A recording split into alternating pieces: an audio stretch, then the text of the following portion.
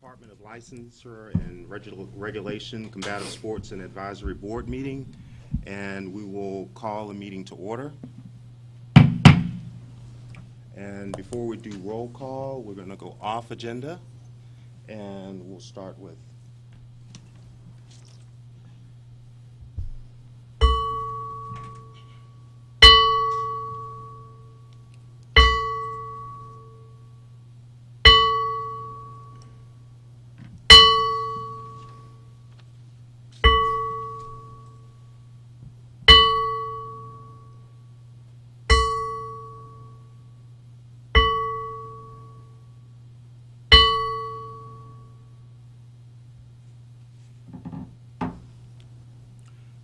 on the program. We'll start with the Veterans Association honors Chris Reed, Post of Colors, Ken Sharp.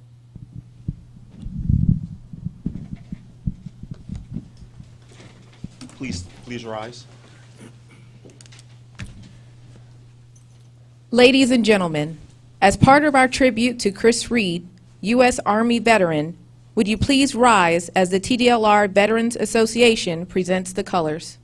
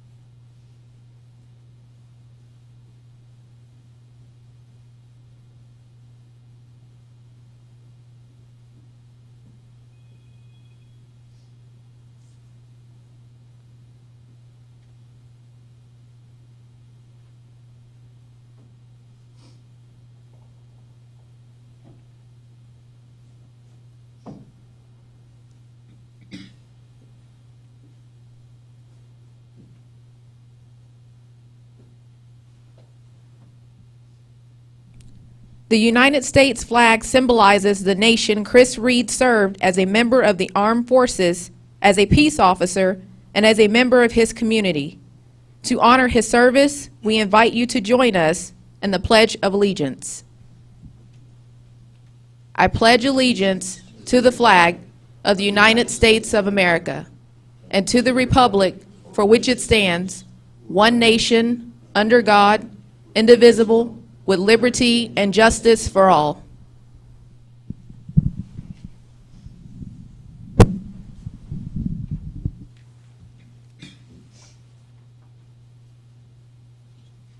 Please be seated.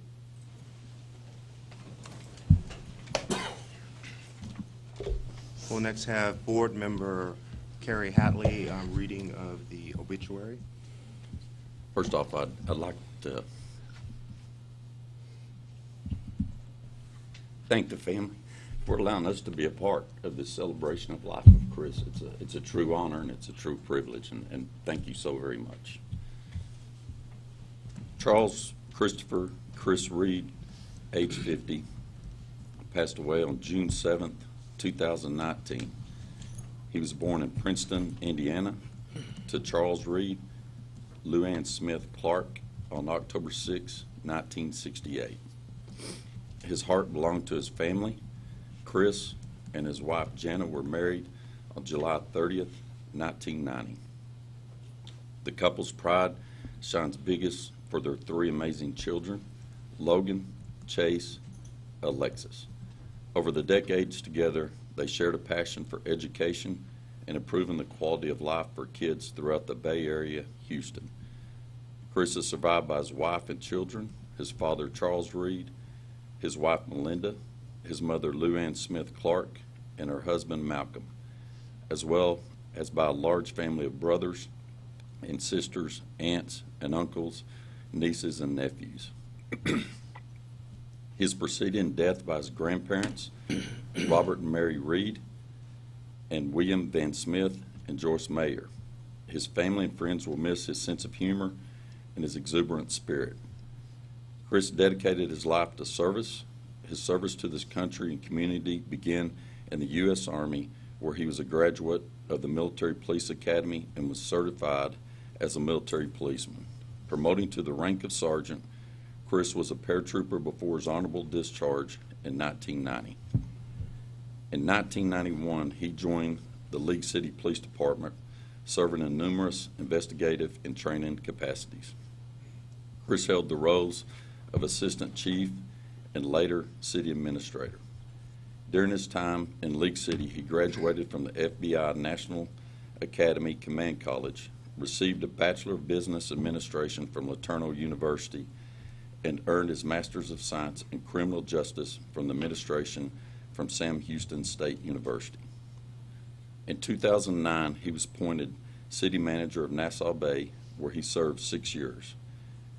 Chris then began his own consulting agency, but his love for public service drew him to the city of Kemah, where he took on the responsibility of police chief. Being a civil servant and a dedicated leader was just one part of his busy life. Chris also passionately supported his community, serving on dozens of boards and committees, many in support of Clear Creek Independent School District. In 2016, he successfully won a seat on the CCISD Board of Trustees, where he was recently named secretary. Chris held numerous leadership roles and child focus on philanthropic organizations for nearly 2 decades. Some of the organizations that benefit from his participation and guidance include the Clear Creek Education Foundation, Communities in Schools, Bay Area Alliance for Youth and Families, Hope Village, Lions Club, several CCISD campus improvement councils, and school naming committees. For years, Chris could also be found on the wrestling mat. As a mixed martial arts fighter, he was known to many of us as the Celtic Tiger.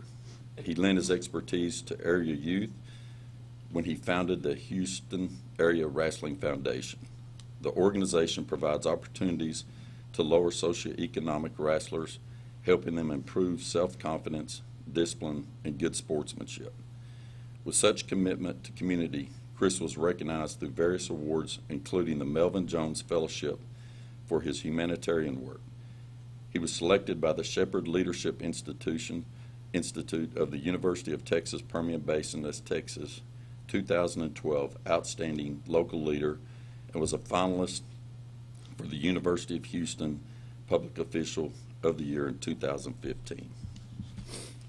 With that, I, again, like to thank the family for sharing your husband, your dad, your son with us. I mean, we are a very tight-knit community and MMA officials, and it takes away from a lot of family time, a lot of weekends, and you have to be pretty thick-skinned, because inside that group, man, you had to watch your back all the time, because you didn't know who was going to put something in your bag, or when you get to the airport and they pull you out of TSA. And we had a lot of fun, and it was just an honor to work with Chris. We talked many times on the phone, not about this, but what a humble person, because when I read this, I was shocked. He never talked about himself. He always, hey, Kerry, how did you impact kids' life on the school board all that time? Just questions that were, very unique to Chris. And I do recall our trip to the UFC in Dallas, where me, Jacob Montalvo, and Chris were reffing. And so me and Jacob kind of got together and thought, well, this will be kind of fun. And, of course, we all got up like at 6 or 7 that morning because we had an anxiety attack waiting on the event to happen. And we walked downtown Dallas for miles, and then we got on this tour guide of this kid who taught us more about downtown Dallas than I ever knew, like JFK and all that. So we get back to the hotel, and this kid comes running up to Chris, and he goes, hey, man, can I get your picture? Oh, the look on Chris's face. Man, he bowed up, looked at me and Jacob like, back up, Jacob. And the kid, and for the martial arts community, they're going to get this one. The kid looks, and he goes, Cody, get in here. Look, it's Jeff Munson, who does resemble Chris a little bit. Not really, but instead of just going, hold on, I'm not Jeff Munson, he just went with the flow and took the picture. So, of course, the rest of the night we referred to Chris as Jeff, and we never let him live that one down. Hey, Chris. And it was just a priceless face. I wish I'd have got a picture of that. But and then, of course, when you get to UFC, you're always a little nerve-wracked and thinking, man, this is it. So we made sure we when Chris stepped in the cage for the first fight, we walked over there, and I looked at him, and I go, "Your zipper." And the look on his face was like, "What?" And I mean, what are you going to do? You know, you're live on TV. And then I told him, I said, "Hey, man, Buffer sometimes will fist bump you. Just ignore that. Focus on the fight." Well, it's an ongoing deal that you bump Bruce Buffer, you know, right before every round, every fight. And Chris left him hanging. He wouldn't do it. It's because we told him, you know, "Hey, man, you just ignore that." But anyway, we had a lot of fun. Houston events all over the world. He's going to be very, very deeply missed. We picked each other's brain quite often. We were always upfront about when we thought you made a mistake, but it was done privately, and when you didn't. And I just want to tell you, it was an honor and a privilege. I'm so glad I was part of his life and part of this celebration, and he will never be replaced. And thank you guys for giving us that opportunity, and I'm glad we got to do this today.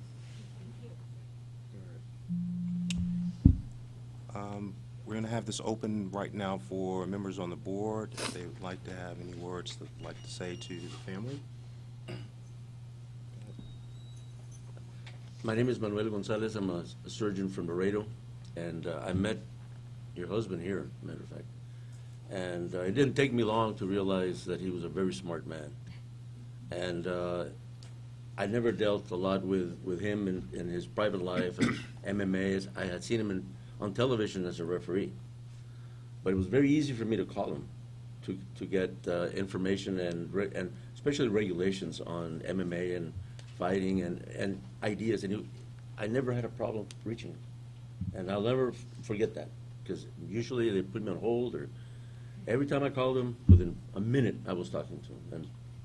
And I had the privilege of meeting him and at least talking to him here. So I'm very sorry. I'm Wayne Lee. I'm an orthopedic surgeon in San Antonio. And I met your husband and dad and family members and co-worker working here at the board, but also for a couple of MMA events. He always paid attention to the fighters, made sure that everything was good. But like for all of us, this is a job that we do because we love it. Just like we love our family, it takes away and we're away from our family and stuff, but we always know what's important. And so he always mentioned his family and everything like that. So I enjoyed the time that I spent with him and all of the things that he taught me while working with him during the fights. Anyone else? Okay. What we'll do now is open it to the staff, and we'll have Greg Alvarez start off. Thanks for coming out. My name's Greg Alvarez. I'm the program manager. And I've been working with Chris since he was a fighter, and then Gus, one of my assistants here, said, "Hey, Chris is interested in being an official, a referee." I said, "Well, okay, we'll bring him on, have him fill out the paperwork." And I mean, he caught on right away. I'll put him on the first fight, and the first thing when I do these new officials, I make him do the very first fight. He won everything. He looked like a veteran. He got in there and done a perfect job for us, and we really enjoyed it. And later on, as the years kept passing, the combat sports manager finally retired, and I got to apply for it. Chris applied for it, as other people did. And I was lucky enough to be blessed with getting the position. And one thing that Chris came up to me when he joined the board, he said, "Greg," he said, "I didn't know there was so much involved with combative sports. Now that I'm here and I see, I said, you got a hard job doing. You know what? I wanted you to know that I got your back. I'm going to support you." And I really believe that, and I felt it here. And y'all is good, man. And I know there's not much you can say that you haven't heard already, but he's going to live with us for a while. And thank you.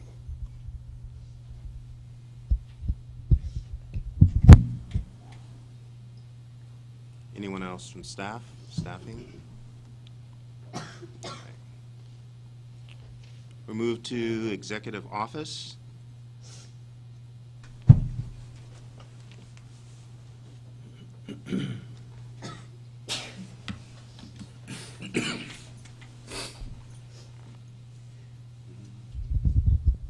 Good morning. I've had the pleasure of meeting you already, and I want you to know I'm truly honored to be in your presence. I thank you for coming to this. We realize that there's been so much that has happened in your life, so many honors and recognitions that you're now hearing about Chris, which you already knew, which we are now just fortunate to find out. I want to, first of all, I want to thank our Veterans Association. You notice the individuals that came in dressed in white. We have a Veterans Employee Association that's here with TDLR, and I think Chris would have been an ideal individual to be involved in that, because for his service, and for that we thank you for allowing him to be able to serve our country. I want to thank our Veterans Association for doing that also, and also for your son Chase, who I know is involved in the Navy. Was not able to be here for that, but we hope that you can pinpoint this to him on our website, and so he can be able to go out there and look at it if he's not watching already. And so for that, I do want to let you know that, as I mentioned earlier, I was the chairman of the agency and had the fortune of being able to appoint Chris to this advisory board. You know, he came on with a lot of questions about the industry, and then once he got here, realized the inner workings of it, and he ended up being a very valuable member to the industry in Texas, and not only in Texas, but worldwide. But it's because of that he was able to provide so much value to it, and with the help that he did and the work that he did.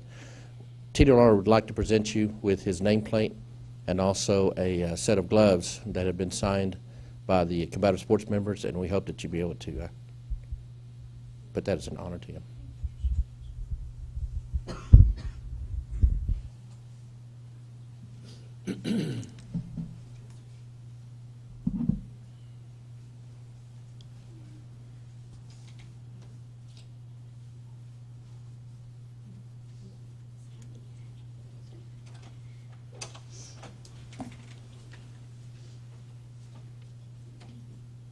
Chris be making people cry, huh? Crazy talk.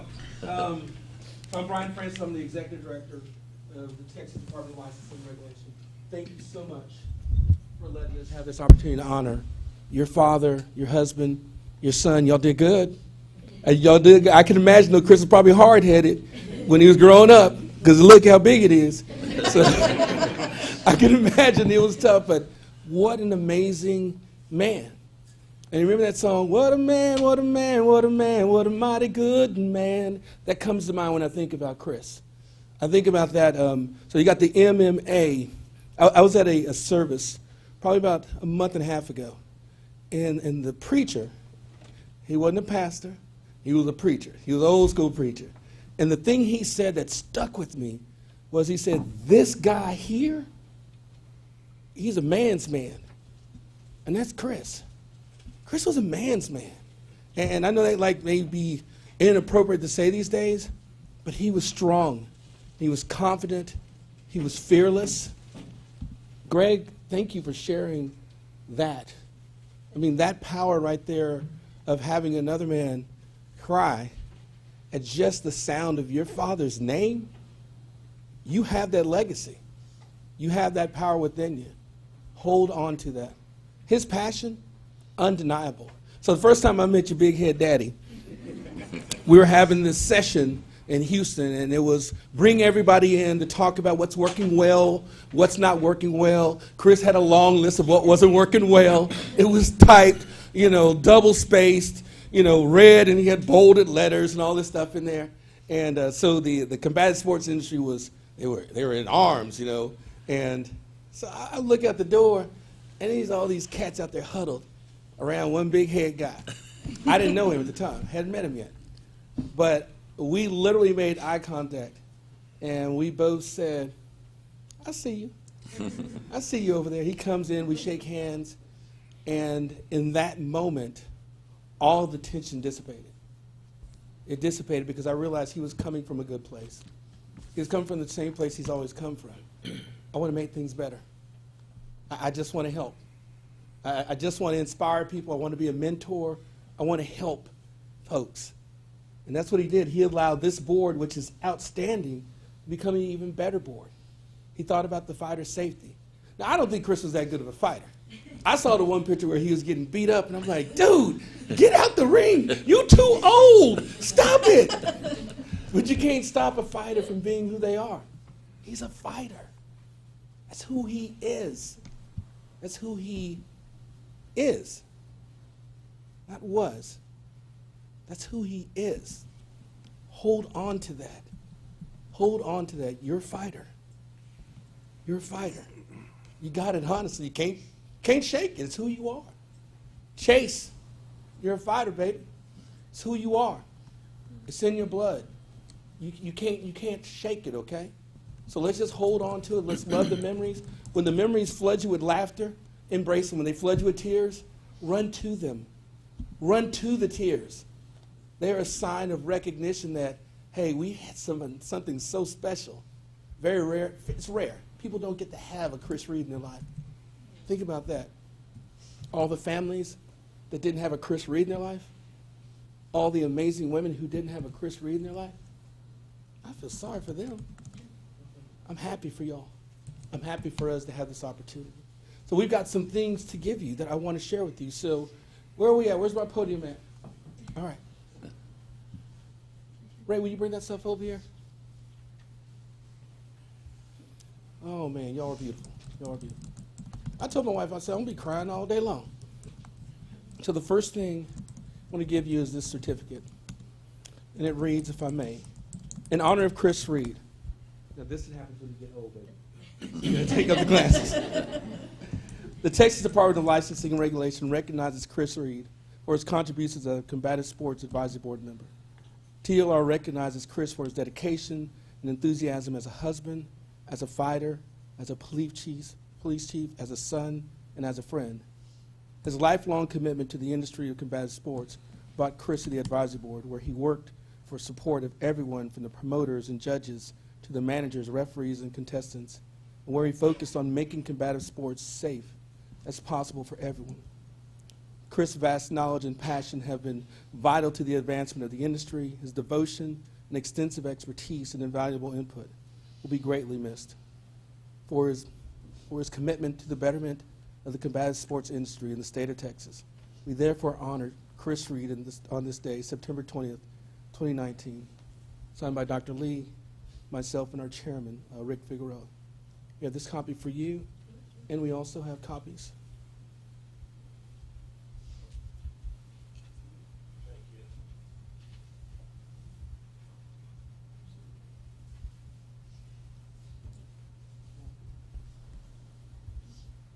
I didn't forget about you, Chase. We got one for you, baby. I'm going to give it to your mama. All right?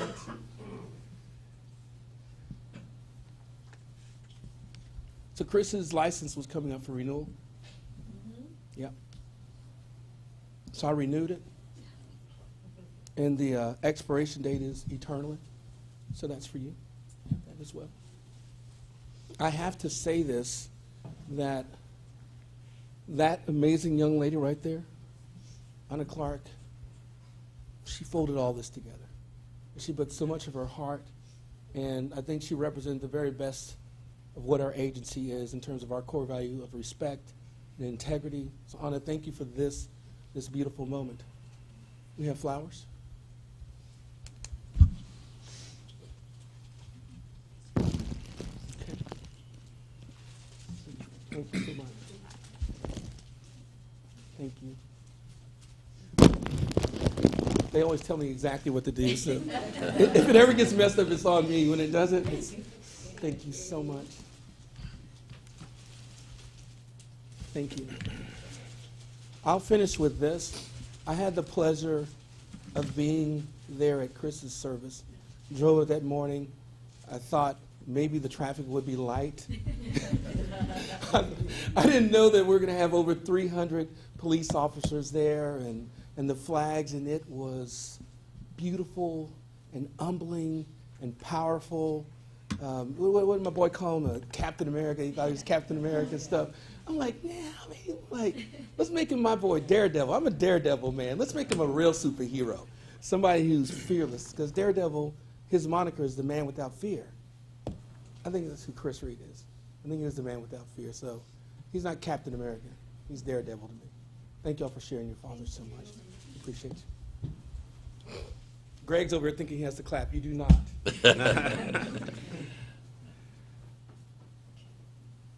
I'd like to move at this point and allow family and friends to speak. Let's start. It would be me. Okay. Some of us still aren't quite capable of speaking. And I don't need a microphone. All right. Oh, okay. Thank you all for having us today. To the members of the Combative Sports Advisory Board, we are deeply humbled and honored by your lovely tribute to Chris. As you know, boxing and the MMA were very important to him, and he would have appreciated the honor and dignity you bestowed upon him today. Chris truly loved all aspects of combative sports, whether he coached, refereed, or even being a competitor. Above all, his most honored role was to have been on this advisory board, as he was passionate and dedicated to the fairness and health of all fighters. 23 years ago, when I met Chris for the first time as his future stepmother, I knew he was a force to be reckoned with. During the following 20-plus years, I recognized his dedication and love of the sport of boxing, the MMA, but it was only surpassed by his love of his family and his community.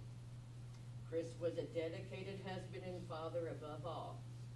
Yes, he loved his community and gave 110% in whatever endeavor he committed himself to, but his family was first in his heart. It has been a difficult time for all of our family, and it is comforting to experience this heartfelt support we have received today. Again, thank you for your time. Now that we can clap for.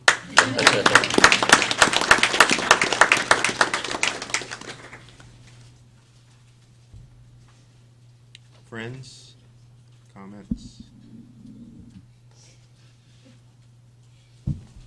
Chief Barrymore? Sergeant?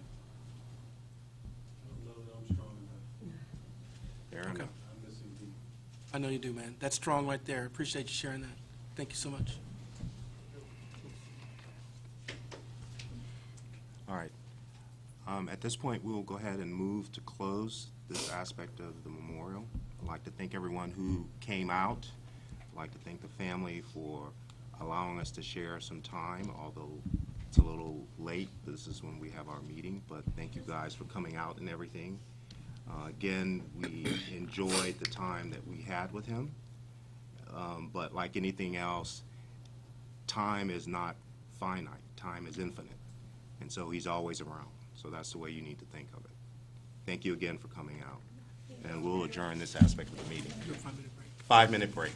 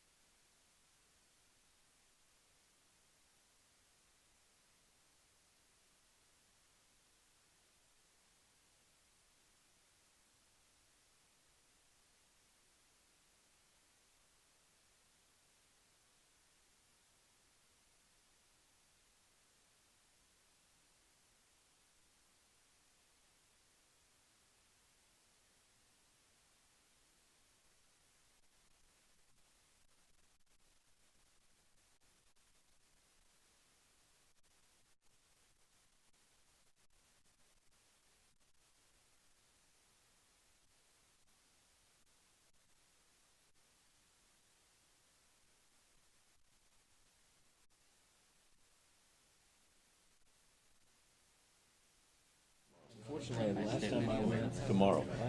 I can't do it.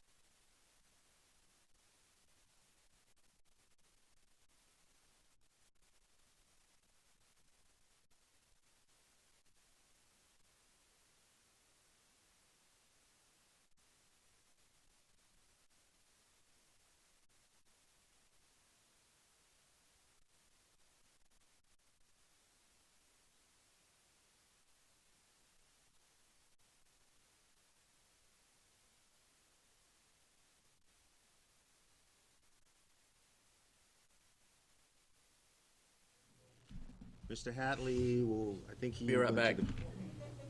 He had to take a little break.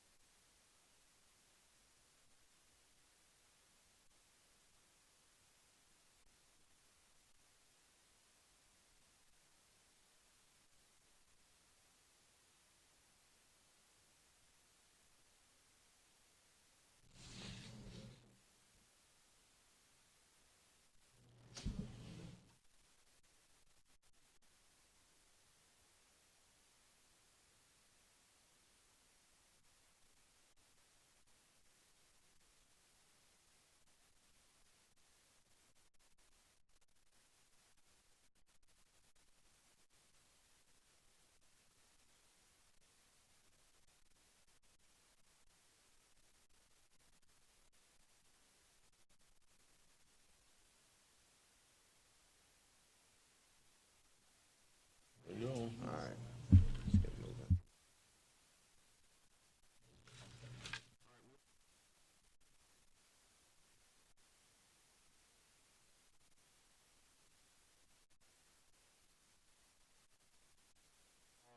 And we'll continue. Wayne Lee, present. Keith Underwood. Present. Dr. Manuel Gonzalez. Present. Carrie Hatley. Present. Eric Garcia. Dr. Schramm. Present. Sybil is not here. Randolph Taylor is not here. And that's it. I certify that we have a quorum present, and today's date is April 20th. I'm sorry, September 20th, 2019. Thank you.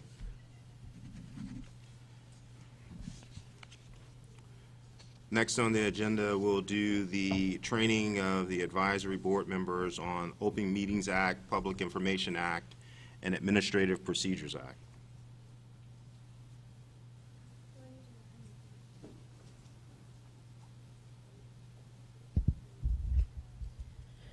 Good morning, board members. Colleen Tran. I'm Assistant General Counsel for the Combative Sports Advisory Board. This is your yearly training that we go through just to go over the Open Meetings Act, the Administrative Procedures Act, and the Public Information Act. Feel free to stop me if you have questions as we go, and this should also be in your materials in front of you. So we'll start with the Open Meetings Act. So what is the Open Meetings Act? The purpose of the Open Meetings Act is to ensure open and transparent government.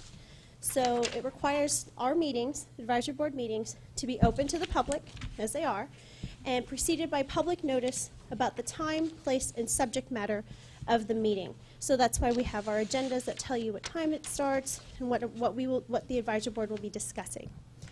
The provisions of the Act are mandatory, and they're to be liberally construed in favor of open government. So as we just did, we certified the quorum. A quorum is a majority of the members of the advisory board as fixed by rule or statute. A quorum of an advisory board must be present in order to make and take any official action. And so even though right now, today we have a quorum, but if we didn't, we could still meet, we just could not take any official action. Deliberation is another key concept for open meetings. It means a verbal or written exchange between a quorum of the members or a quorum of the members and another person concerning an issue that is under the jurisdiction of the governmental body, so under your jurisdiction as an advisory board member. A meeting occurs anytime a quorum of the advisory board members are deliberating issues that are public business or public policy of which the advisory board has control or supervision, or any time that the advisory board takes any sort of formal action. And then we have the next concept is notice. The act requires that advance written notice of the date, time, place, and subject matter of each meeting be held is published. So we provide that notice in the form of an agenda. That agenda is filed with the Texas Secretary of State's office at least 7 days prior to this meeting. It's also posted on our website, and it's also posted on their website. And we may not engage in any discussion that is not not included in that agenda, because we want to make sure that everybody's on notice about what the advisory board will be discussing at that time. So what about social functions, conventions, or workshops? You know, keeping in mind that a meeting occurs whenever there's a quorum of advisory board members engaging in discussion about an issue within their jurisdiction, can members ever meet in an informal setting without violating the Open Meetings Act? Of course we can. But just be aware. So you're free to meet and engage in conversations that may be incidental to your events. But when you are gathering, it will be subject to the Open Meetings Act if you start to have substantive conversations, a quorum of the members are present, and you engage in any sort of discussion about board business and attempt to take any sort of formal action. Some key points to remember: always be aware of your surrounding and any situation outside of a properly noticed meeting in which a quorum of the members may be present. And try not to engage in substantive conversations relating to the board or board business when a quorum is present and you're not inside of a properly noticed meeting. And then another issue is the walking quorum. So what is a walking quorum? A walking quorum occurs when there are fewer than a quorum of members that initially begin to have a conversation or communicate with each other about board business, official board business. And while there are fewer than quorum members having this conversation that participate initially, they subsequently may communicate that conversation to other board members, and now you have a quorum of members, you've walked that quorum, discussing board business outside of a properly noticed meeting. So here's just an example. On a 5-member board, if 2 members exchange phone calls or emails about something that's coming up, possibly a rule change that they've been researching, maybe something you've been working on in your work group, and then 1 member forwards that to another advisory board member, you've now engaged in a walking quorum because you have 3 on a 5-member board discussing outside of a properly noticed meeting. So just be careful, especially when you're working in your work groups. Don't go outside of your work groups in those conversations, and try to be as cognizant of who you're discussing these issues with. So how can they occur? Conference calls, video conference calls, hallways conversations. You'll see whenever we take breaks, I'll sometimes hover just to make sure we don't have a quorum of members discussing things. And the new technologies make it hard. So the Twitters, the Facebooks, and instant messaging, they raise new issues about meetings and compliance with Open Meetings Act. So just be aware and be cognizant of how you're conducting yourself with board business. Some best practices to avoid a walking quorum is don't meet in small groups, discuss board business, and then communicate those to other board members. Don't send emails or text messages to a quorum of the members regarding any board business, even if they're individually addressed to each member. Don't create social media posts where it's likely that everybody will be discussing some board business on those social media posts. And then don't conduct what I guess is polling. So don't ask individual board members, even if it's on an individual basis, for feedback or comments on any board business outside of a properly noticed meeting. That would be like conducting a sort of informal vote, and that would be in violation of the Open Meetings Act. So guidelines for open sessions that we have here. The advisory board is limited to discussing the specific items on the agenda. That's to ensure that the public knows what we are going to be discussing. During the public comment period, members of the public are free to discuss and speak to the advisory board about any issue, and the presiding officer of the board is able to limit that in a reasonable time limit for those commenters. And a member of the public, they can raise any subject, but if those are subjects that are not properly noticed, the most conversation we can have on that is putting it onto the next agenda, because we want everybody to be aware of what we are going to be discussing and what the board will be discussing. So if it raises a new subject, then the most that we could do is say, let's put that on the next agenda and properly notice it. Some best practices to avoid violating the Open Meetings Act is limit your discussion to things that are specifically on the agenda and that has been posted and filed with the Texas Secretary of State. Avoid allowing discussions to kind of wander off, because we may be having discussions and it may lead to newer issues that aren't properly noticed. And again, those will need to be put on future agendas. Don't respond or discuss things that are raised during public comment. We always allow for clarifying questions, what's the issue we're trying to get to, but don't get too engaged in that conversation, because we want the public to be aware that that conversation is actually going to happen. And specifically identify the agenda items that you would like on an agenda and communicate that to us as staff, and we'll make sure that it's on the next agenda. What happens if we violate it? There are some civil remedies for violation of the Open Meetings Act. So any interested person, even the media, can petition the courts to stop any actions that you as an advisory board would take in violation of the Open Meetings Act. And specifically, the Act states that any action that we take in violation is already voidable. There's some criminal penalties. So if you knowingly participate in a walking quorum or knowingly have a meeting that's close to the public, you're subject to a misdemeanor penalty. And the penalty could be a fine from $100 to $500, confinement in county jail for 1 to 6 months, or both of those. So some best practices overall for the Open Meetings Act: avoid communication that involves a quorum of board members about official board business unless you're in a properly noticed meeting. And during the open meetings, confine your discussions to what is on the agenda. Some additional resources for you if you should need them. And if you don't have any questions, I'll go on to the APA.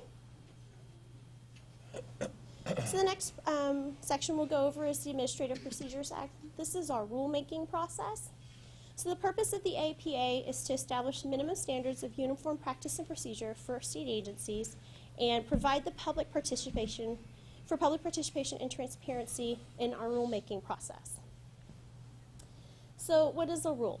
A rule is a statement that's made by an agency that implements, interprets, or prescribes law or policy, or describes the procedure or practice requirements of a state agency. A rule is a statement of general applicability and includes amendments or repeals of prior rules, and it does not solely relate to the internal management or organization of a state agency. So the sources for our rulemaking are legislative changes, advisory board work groups. The discussions you have here we come up with stuff, our staff come up with stuff. There's all your programs on a 4-year rule review, so that will be open as well, and we'll discuss that more in a minute, or rule petition. So what is a rule petition? A rule petition is when any interested person submits to us as an agency the request to adopt a rule. And an interested person could be a Texas resident, a business entity located here, a governmental subdivision in Texas, or a public or private organization that's not a state agency, but it's located in Texas. So quickly, this is a depiction of our rulemaking process. We begin with an idea for a rule. We have drafts and rules, and then we review those. It goes through a pretty extensive review process. Those draft rules are sent to you as an advisory board for consideration, and then for recommendation that they be proposed in the Texas Register. If it makes it this far, then they will sit for public comment in the Texas Register for 30 days. Once that comment period closes, all comments come back to the General Counsel's office, and the office we will review those comments and make recommendations. We present those comments and those recommendations to you as an advisory board, and we can make changes or keep the rules as are. If we make substantive changes, they have to go back out for comment because we want the public to be aware of any changes that we're making to the rules.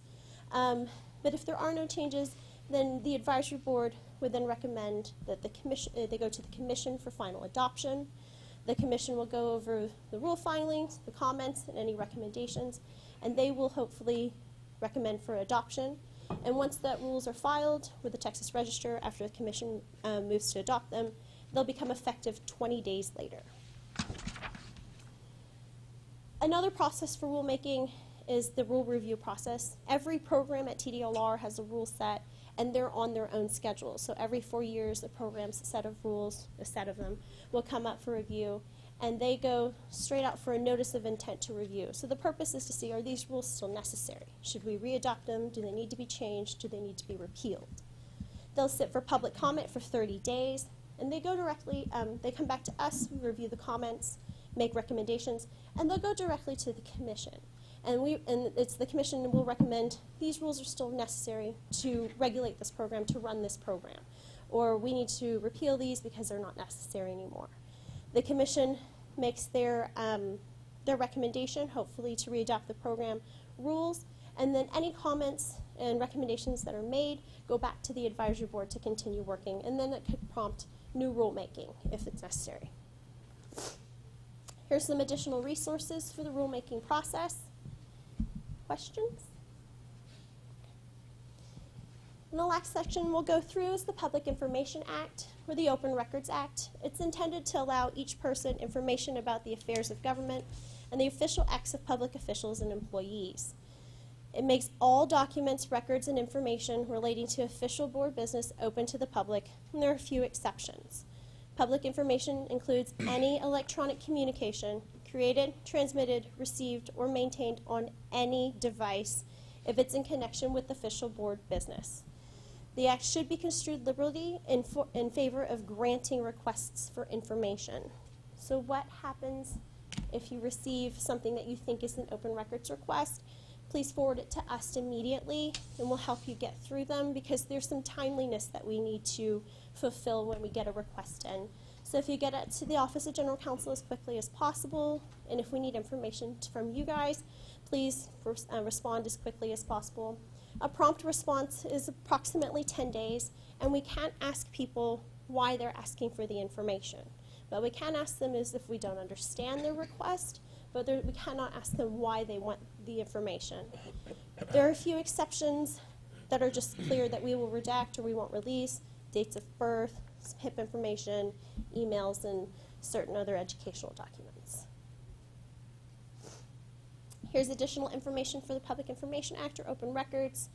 If you have any questions, I think we're good. Thank you. Thank you very much. Let's move to staff reports. Licensing Division.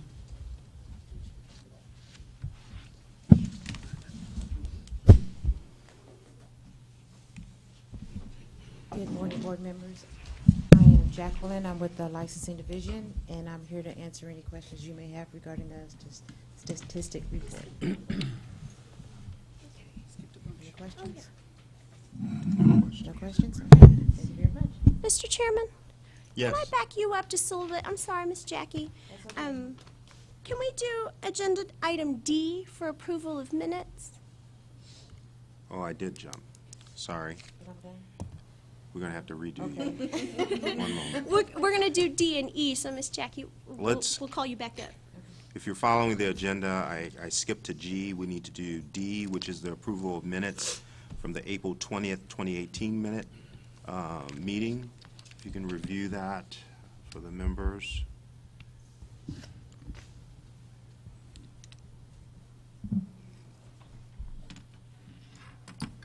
Can you see it on your screen? Yes. Let me make a motion. Make a I second. motion. Kerry Hadley, I make a motion to approve. Second, Second, state name. Manuel Gonzalez. Okay. All in favor? Yes? All in favor? All in favor? Voice aye. Aye. So we'll move to have the minutes from the past meeting approved, as is, with no changes. Okay. Following the agenda, moving to item E, public comment. Yes, there was one public comment. State your name.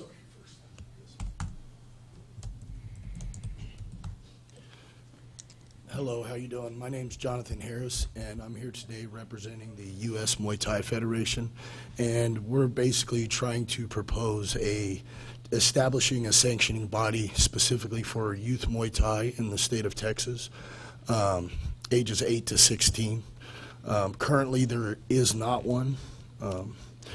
Really, there's no competition for youth athletes in Muay Thai kickboxing in the state of Texas currently.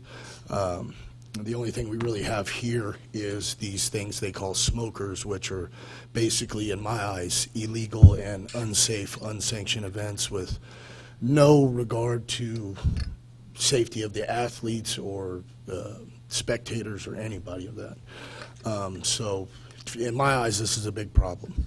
And with ages stopping at 16, I'm under the understanding that the TDLR does not govern kids.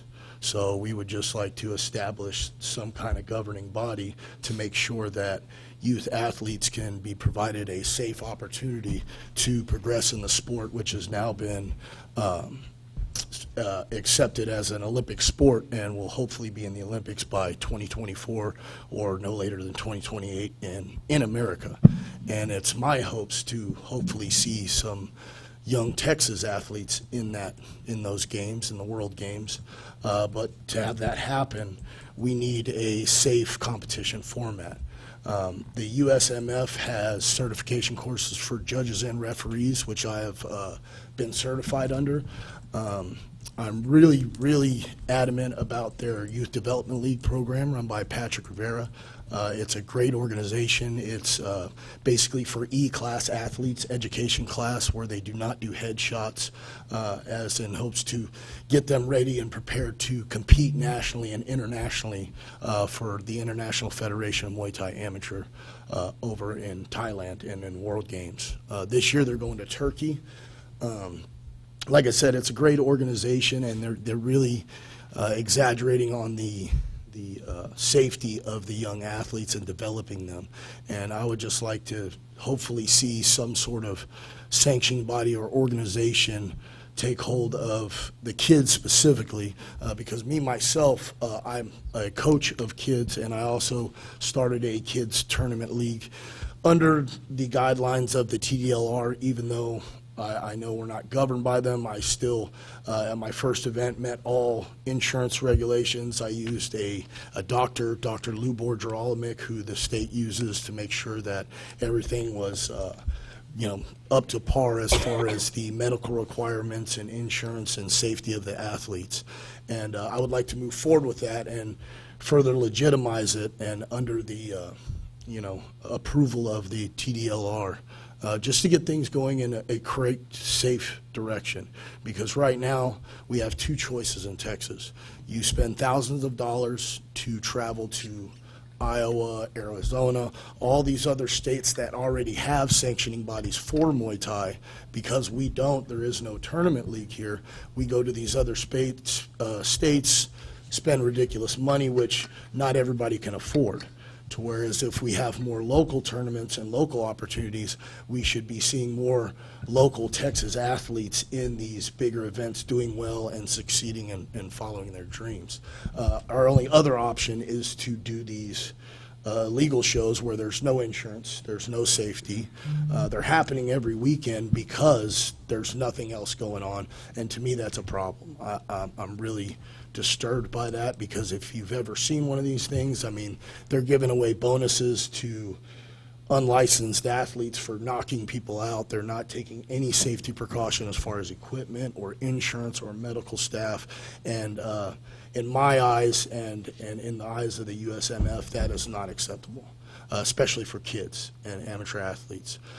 So we'd like to start with the kids in creating some sort of committee to help govern under the supervision of the TDLR. Of course, I'm not trying to propose anything, any extra, organization to go around or supersede the state. In my eyes, it's best to work directly with the state for everybody's best interest to move forward in the sport. And Just wanted Yes. to make sure, Colleen Tran, Assistant General Counsel, only if you're asking clarifying, you cannot talk to him about it, discuss it, have a discussion on the issue. No, I'm not looking to discuss anything. I have some questions. Questions concerning the issue you just brought up? Yes. Yeah, according to the public information in the open meetings, we're not allowed to be able to ask him any questions at this point in time. I just We want to can- clarify something that was- Clarification, yes. Yes. So, is there no, that you mentioned some sanctioning bodies or Yes, sir. organizations. Are they not, and you also mentioned that it was going to be in the Olympics, so is there no national there sanctioning is the body? U.S. Muay Thai Federation. However, they have, the TDLR controls every combative sports in Not necessarily Texas. true, so USA Boxing, Exactly. amateur, are we Yes, talking about because there are- amateur? Colleen Kids? Tran, Yes, sir, Assistant General because there- Counsel, I yeah, think possibly you need to take this to a work group to have a better discussion, or put it on your next agenda if the discussion is going to go further than. Yeah, we're forming. I have So- a quick answer for that. Yeah, we're forming. Hold your just- comment. just- So yeah. basically, under the public comment, he's presenting initial information. Yep. And we're here to hear the information. And then from our perspective, if we need additional information from him, then we request additional information, and then we form a work group to go over that information, to then go back to them to let them know what it is. I have one more thing to ask. When he mentions Iowa as a state that has this, are they doing 8 to 16-year-olds in Iowa? They are doing adults. Every other So is there- state that we compete, they go all the way from 4 years old up to 65 years old. I'm stopping at 16 for not to go against any Texas state regulations, and my main focus is kids. And as far as the IOC certification is why USA Boxing is allowed to do it. Last October, the USMF submitted a package to the U.S. Olympic Committee and should be seeing that pushed through in about 6 months to a year, hopefully, because we're going to be seeing Muay Thai in the World Games here. I believe it's in Mississippi in 2021. So yes, when that goes through, it will be IOC certified, just like USA Boxing, which is why we're trying to create a similar committee, similar situation to USA Boxing, basically just to ensure the safety and policies that the art is supposed to have are there. And Dr. Lee, what we can do is if we can reach out to, if you don't mind, just talk with Greg, who's sitting right beside you, and kind of get that information. Yes, sir. And we can bring it back to either a work group, or we can bring it back as an agenda item at a future meeting to have a full discussion. Right. That's for what that. I was. That was my question. That's what I was going to say. So Yes. what I would like, thank you for your presentation. Thank you, sir. What we would like as a committee is for the information that you outlined to have that in writing for us. Yes, sir. So that way we can get a group and go over that, and then we will have an invitation for you to come back, and then that way we will have questions to go over. And also, when you present your information, submit the information to the committee, we also want a statement of purpose, meaning what it is that you're asking from the commission in terms of oversight, or are you asking for guidance, what it is that you're specifically asking for Yes, sir. from the division. We actually have all that in place. The president of the U.S. Muay Thai Federation was supposed to be here today, but unfortunately experienced some flooding in Houston yesterday, so I'm speaking on his behalf just to present it to the committee and get that meeting and something so we can present our package to you to move forward on that. So Dr. Lee? We'll work with them. This is Colleen, Assistant General Counsel. You have a rules work group and also a medical health and safety work group. So that issue, once we receive the information, one of those work groups can work Right. through that and provide some recommendation to the Right. board. So what we'll do is, once the information has been received, we'll assign it to one of the work groups that we have. And do we have a time limit in terms of when we have to get back to him? No, we don't. We'll work with them, and then when we get to the agenda item of our future meeting, we'll get some time frames and possible months that we're going to have our next meeting, and it gives them an idea, and maybe we can coordinate the meetings in. But we'll make sure we reach out to them, communicate with them before that meeting. Carrie Hadley, so we'll form a work group today. Well, You have one. yeah, Oh, we have one yeah. under the rule, okay, that's right. You're right, okay. Any other questions from the men? All right, thank you very much. Thank you. All right, so let's see where we are. We've done E, public comment. Now we're to G. You're back up. I'm back up. Sorry about that. That's okay. Again, I'm Jacqueline Rollins, and I'm with the Licensing Division, and I'm here to answer any questions you may have regarding the statistic reports. I have one. Yes, sir. I think I know the answer to this question, but I'll ask you, Carrie Hatley. So new license issued is to individuals who were never licensed Correct. before? Okay. Correct. Thank you.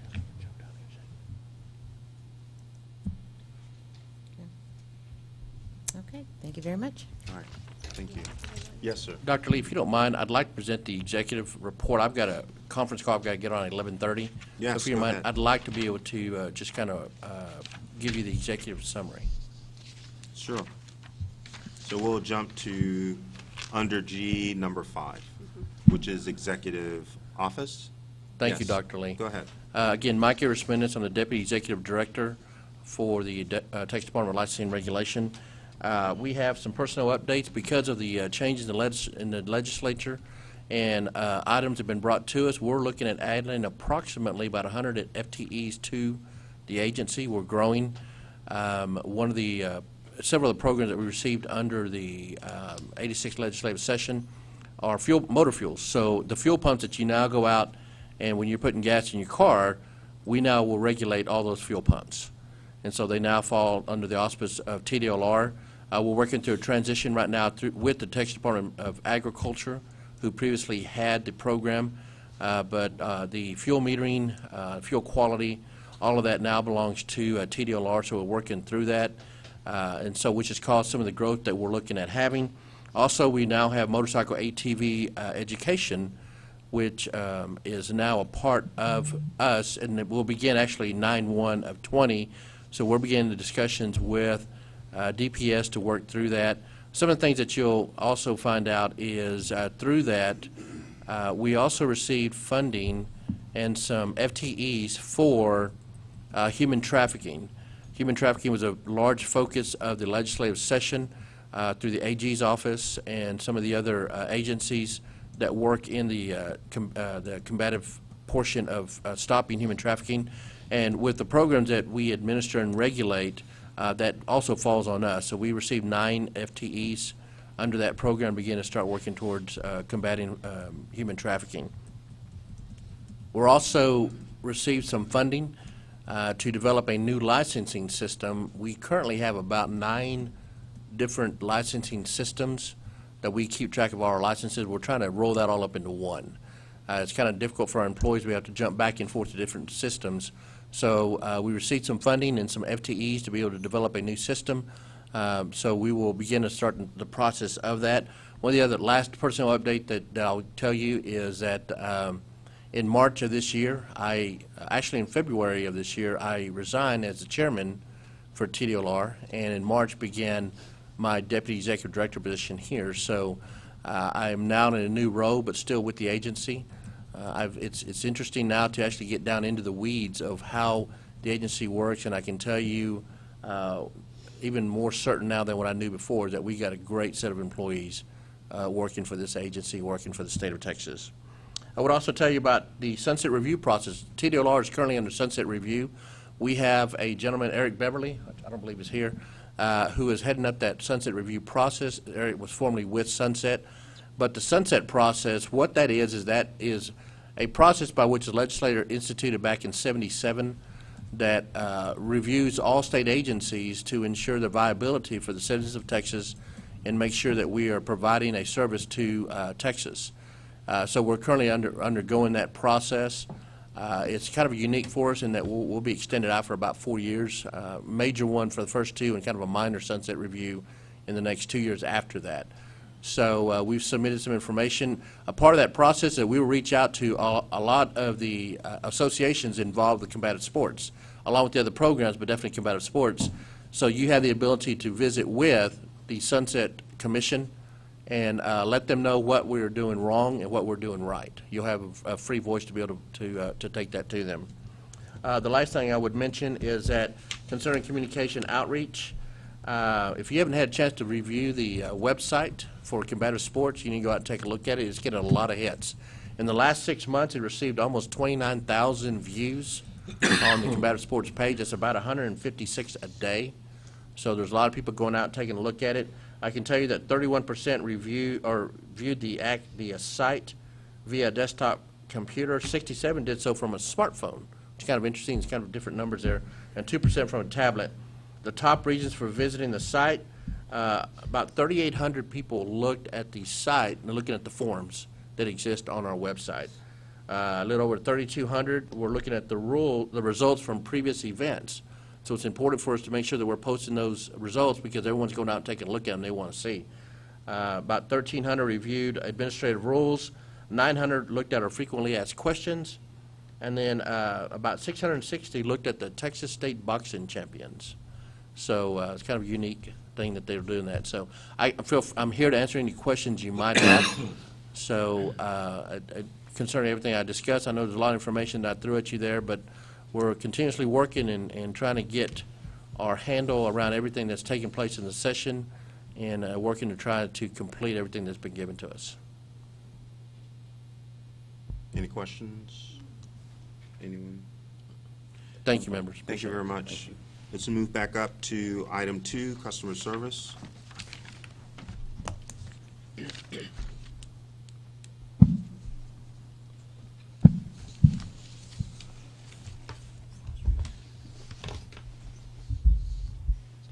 Good morning, advisory board members. My name is Tuan Nguyen. I'm one of the managers for this program.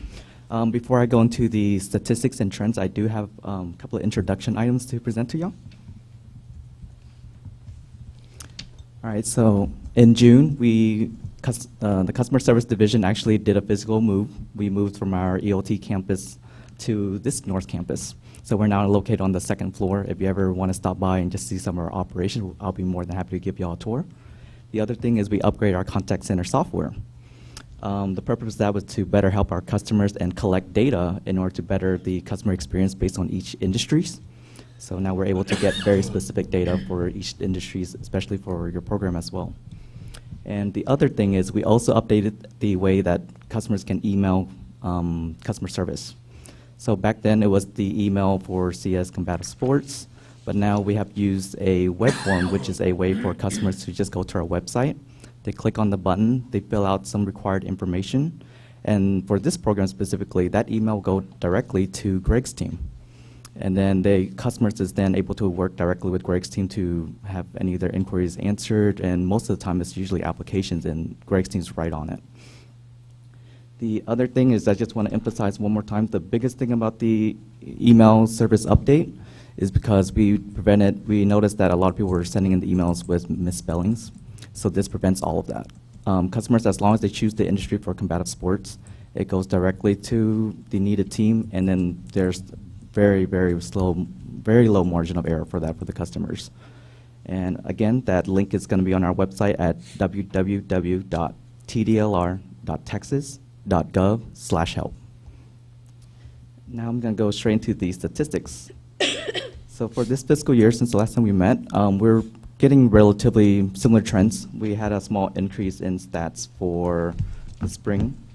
And a lot of the inquiries over the phone for customer service is usually website navigation. Customers just asking to get the forms that they need to fill out and try to identify themselves and then who they need to reach out to, and then we always redirect them back to especially for more specific questions, to email us their inquiries. And now that since we can collect their phone numbers in those web forms, we're able to clarify and reach back out to customers directly and work with them to resolve their issues. Other than that, I'll be happy to answer any questions you have for me. I have one real quick. Yes. Kerry Hadley, do you see a trend up in inquiries with the trend up in events, or is this just most of y'all's calls are non-pertaining to events? Or It's not, most of it's website navigation, but every now and then we will get an escalated inquiry, like one of the applicants to be a boxer is trying to get, like, he has a fight next week and he needs to get the application in right away. And so we'll probably get 1 or 2 of those calls a month. Okay. And then we'll escalate that up to Greg's team right away and make sure he's helped. Okay. Thank you. Mm-hmm. Any other questions? Thank you very much. Thank you. Okay, Enforcement Division.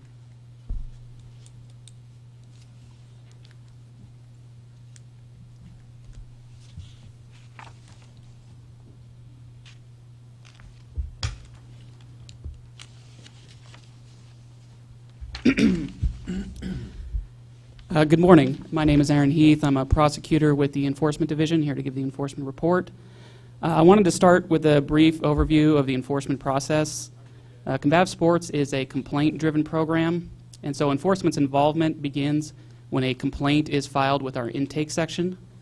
Intake determines whether there is enough information to allege a possible violation of our laws or rules, and if so, they open a case and assign it to an investigator. The investigator interviews the parties, interviews witnesses, and gathers all the relevant evidence. And when they've completed that process, they create an investigative report, which is a summary of their investigation. Once the investigative report is created, or after it's created, they assign the case to a prosecutor. And so a prosecutor takes the facts that were found by the investigator and applies them to the laws and the rules to determine if a violation exists. Generally, this results in one of 3 things. The first is that the prosecutor closes the case because maybe there's not enough evidence to prove a violation. The second option is the prosecutor can issue a warning letter, and that generally happens when there is a violation, but it's minor in nature or corrective action has been taken. And then the third option is the prosecutor can issue a notice of alleged violation. And this is a document that tells somebody that we believe you've committed a violation, and we put a penalty and or sanction in there. Sanction is suspension or revocation. A penalty is a fine, basically. And so when issuing a notice of alleged violation, the prosecutor takes into account the seriousness of the violation, the history of past violations, the amount necessary to deter future violations, efforts made to correct the violation, and any other matter that justice may require. And when the prosecutor decides on an administrative penalty or sanction, they use the enforcement plan, which has been approved by the advisory board, to determine the appropriate amount of the fine or the level of the sanction. If a notice of alleged violation is issued, the respondent either does not respond to us, and a default order is issued against them. They do respond to us and they settle with us, in which an agreed order is issued, or they request a hearing to contest the notice of alleged violation. This hearing would be a trial-like hearing before the State Office of Administrative Hearings, before an administrative law judge. And after the hearing, the administrative law judge issues a proposal for decision, which is essentially that ALJ, administrative law judge's recommendation as to what the outcome of the case should be. That goes before our commission, and the commission has the final say as to what the outcome of that case will be. And then, I guess, generally speaking, Enforcement Division prioritizes cases involving consumer harm or threat to public safety. There's also another group of cases, which are the criminal disqualifier cases. And for certain types of licenses, a conviction or deferred adjudication for crimes that are serious or related to the occupation are a disqualification to possess a license. So This comes about generally when an individual applies for a license or renews their license. A criminal background check is run on the individual. And if the individual has one of these crimes on their record, the application or renewal may be denied, and or their license, if they still currently have it, may be revoked. And the individual has the opportunity to request a hearing to the State Office of Administrative Hearings, just like I discussed previously. Do you have any questions about that part of it? Okay. Oh. About everything you've just said? What I just said there, if you have any questions, yes.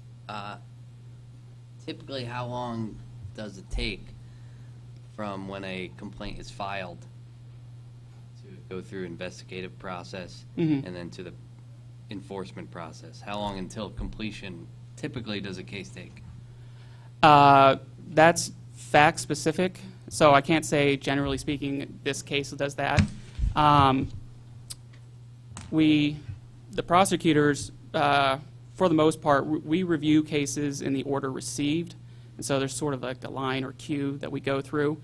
I think if we're talking about the very general numbers, I don't know them off the top of my head, but I believe a case, the average age of cases, the whole enforcement process is somewhere between 200 and 250 days old, something like that. So, as speaking from the promoter side of this, if someone was to violate a contract that I had made in my specific combative sports, so we're talking hypothetically? Hypothetically, completely. If someone was to not show up after they signed a contract, or decide not to fight with no notice, and just not show up to weigh-ins, and I was to file a complaint, what would that process look like? How, where does it go from there? After I file the complaint, I suppose the promoter would get a letter asking for documentation? Yes. So it depends on how much information. So when you file the complaint with our intake section, sometimes there's not enough information that they have, and so they will send out what they call an RFI, which is a request for information. Yeah. And so they send that out to get enough information to open the case to send to an investigator. And then the investigator should be contacting the complainant to get their side of the story, to get any relevant documents, any other evidence.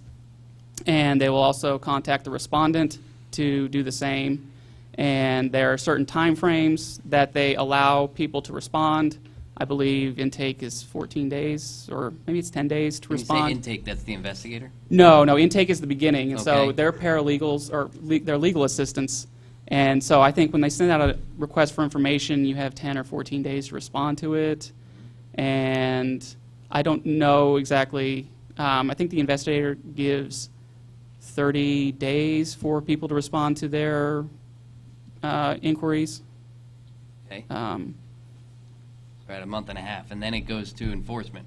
Then it goes to enforcement when the investigation is complete. And then we have 250 days from that point.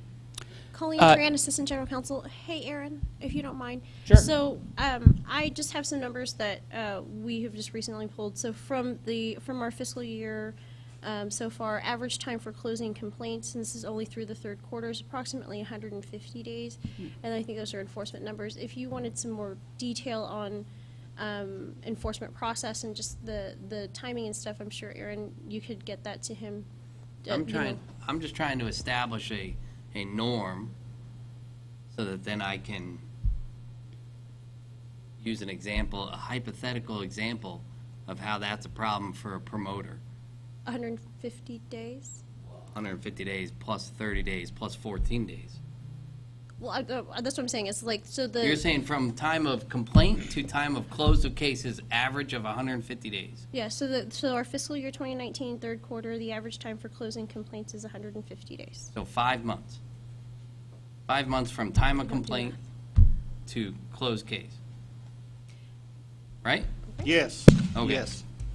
So as a promoter, if a fighter doesn't show up for a weigh-in after he signed a Texas Department of Licensing Regulation contract committing to a fight, He doesn't show up. I file a complaint the next day. I have to wait 5 months, and I'm out. That's an average time, though, so it also always depends. Thank you, and we've got Miss Karen. I'm just trying to establish if I could speak. Is it okay? May I continue? No, let's, go ahead, ask your question. Oh, I'm just getting interrupted, so I want to make sure that I. No, can we're say my good. thing. No, go ahead, All ask right. your question. It's not a question. It's a multi-purpose thing. So, I file a complaint.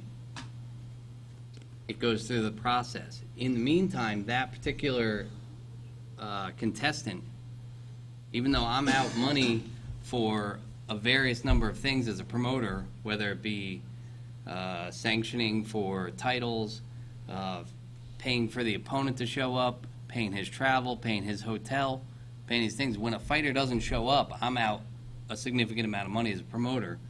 My only recourse, when I asked the commission, what do I do about this guy? You got to file a complaint. Hold on. So wait, then, stop. yes, sir. Okay, this is a public meeting. Yeah. Wait, let me finish. This is a public meeting on a mic, and it's recorded. Yeah. And so we have certain decorum. So Oh, a what's the decorum? certain language cannot be used. Oh, is there like Yes. a list of language that I shouldn't use? Yes, sir. I'll look that up. No, it's not a matter of looked up. Yeah. There's certain language that is appropriate, and then there's other things that we cannot say. So this is a public, just like a governmental body. Yeah. And so we have to fall within those guidelines. I don't know those guidelines. Okay, well, we can talk about that at the end of the meeting. I'll do the best I can. All right. So, when that happens, that particular contestant can then continue to take fights in the country, make money. An example would be like, he agrees to fight for me, but the next week he gets a offer to fight in California for more money. So he just doesn't show up for my fight, takes the fight in California. My recourse for the money I'm out is to file a complaint. In the meantime, this guy is out there making money, continuing his career, even though he has a breach of contract with me in the state of Texas. And my recourse is to wait 5 months on average. Mr. Underwood, my name's Karen Cox. I'm the senior prosecutor in the enforcement section. Yeah. And I was going to explain a little bit about that 5 months. Yeah. That is an average over all 39 programs we regulate. It includes everything from criminal history background checks, which are done very quickly, to cases I handle involving highly complex medical issues that involve expert reports. That does not mean that if you file a complaint in that circumstance, it will take 5 months in any individual one. Also, that 5 months is an enforcement action by the state. If you have the right to proceed under a private lawsuit in the meantime. You would not be without recourse to deal with this violation. Well, for example, the state of California, if someone breaches a contract, they'll put a hold on his license until the fighter repays whatever promoter, and then he can fight again. California seems to back up and have the promoters back, and Texas doesn't seem like anything really gets done. So we're just sort of writing these contracts with no recourse, and the fighters can do whatever they want and just not show up, and there's never any kind of like resolution to these complaints. I mean, I'm not supposed to talk about specific things, but I have open cases for 9 months with nothing, And that's frustrating as a promoter because I'm writing contracts that I can't enforce. And the fighters know it. They know they don't have to do whatever that contract said. Doesn't matter. But if I didn't do what was on the contract, you better believe I'm sure I would be asked to make restitution immediately. If I just decided not to pay my bills or have my checks bounced, I would be on this case highlight list. But the fighters... I think what I would say is that the points you're bringing up are legitimate. So What I'm saying is I would like Wait, to let me- put a new business in Wait, for the wait, next let me meeting finish, to let me streamline finish. this process. Let me finish. However, in order to do that, exactly what you're saying is correct. Right. What we have to do is look at how it is currently set up. Right. We have to establish a work group. We then have to go over how the current guidelines are set up, see if there is appropriate recourse. If there are inadequacies, see what changes, if any, have that proposed, have it then reviewed by legal, and then if it's a proposed rule change, then it has to go through the state legislature.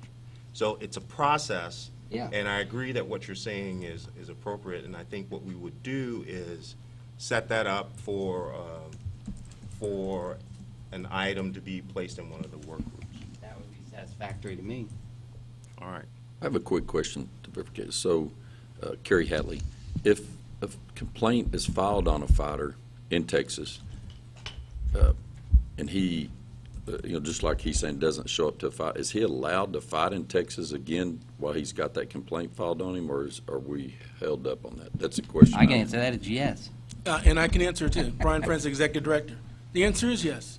Okay. The answer is an absolute yes. There's nothing mysterious about this moment, Mr. Underwood. We are not going to take an administrative action against a contestant for violating a contractual agreement with a promoter. That's what the civil process is for. The statute does not give us authority, the law does not give us authority to take administrative action against that fighter because they did not follow their contract. The statute does give us authority to go after the promoter, as you said. It literally says in the law, the promoter has financial responsibilities. It does not say in the law that the contestant has those responsibilities. We will never go beyond what the statute says. Dr. Lee is absolutely right. If the statutes change, then we'll do what the law says. But the law does not provide that recourse. Feel your frustration, but it's not going to change. Well, I hope that it changes sometime. If we put it on an agenda and we have a discussion about it, maybe it can change. It can change the statute. Well, you told me it's But never we gonna can't change the statute here. I'm not asking for it to be changed here. I'm bringing up an issue, and I'm asking Aaron Heath how this process works. Yeah, So the I can process right now. So I can put on the record of how long it actually takes to. The law, listen to me, the law is what sets our authority. The law is changed by the legislature. The conversations we have here can never change the law. The legislature has to change that. Understood. We can change our rules and our Yep. approach, Understood. but we can't go beyond the law. Understood. Okay. One more, I want to finish my question. So if California has a hold on the license, how do we address that in Texas? Do we not allow that fighter to fight? Okay. So if there's a hold on the license. In that it's other nationwide- state. It's in Yeah. the U.S. Okay. Yeah, that's That, correct. I just want to That's get my correct. head educated on that, so. I just want to be protected as a promoter. So if I can put something on the agenda for future and we can discuss it and have a quorum or a discussion group or whatever. We'll do a work group. A work group, that's the term. We'll do a work group. All right. Any other discussion? Have you finished? You haven't gone through your stats. correct? No, I have not gone through the cases All or right, the stats so yet. let's go ahead and finish and go through your stats. Okay, great. I provided a representative sampling of the types of cases that we've had final orders issued. The last meeting was April 20th, 2018. So the first one is a promoter who was cited for 2 violations for failure to compensate contestants, and then a violation for failure to pay the department for a dishonored payment. A default order was entered against them, and their promoter license was revoked, and they were assessed an administrative penalty of $2,050. The next case is a promoter who was cited for failure to assure that all contestants scheduled to participate were licensed before the event. They contacted us, and an agreed order was entered that assessed an administrative penalty of $375. The next case is one of those criminal disqualification ones that I briefly mentioned before. The department cited this particular individual had a second license. They revoked his license, moved to revoke his license for being unfit for licensure due to receiving deferred adjudication of a felony for indecency with a child, and a default order was entered against the individual revoking their license. The fourth case, this is a contestant who tested positive for hormones and 2 different anabolic agents. They did not contact us, and a default order was entered against that individual, assessing administrative penalty of $5,000. And then the 5th case that I wanted to highlight, the department cited this individual who had a contestant and a second license for failure to comply with a previous order of the commission or executive director.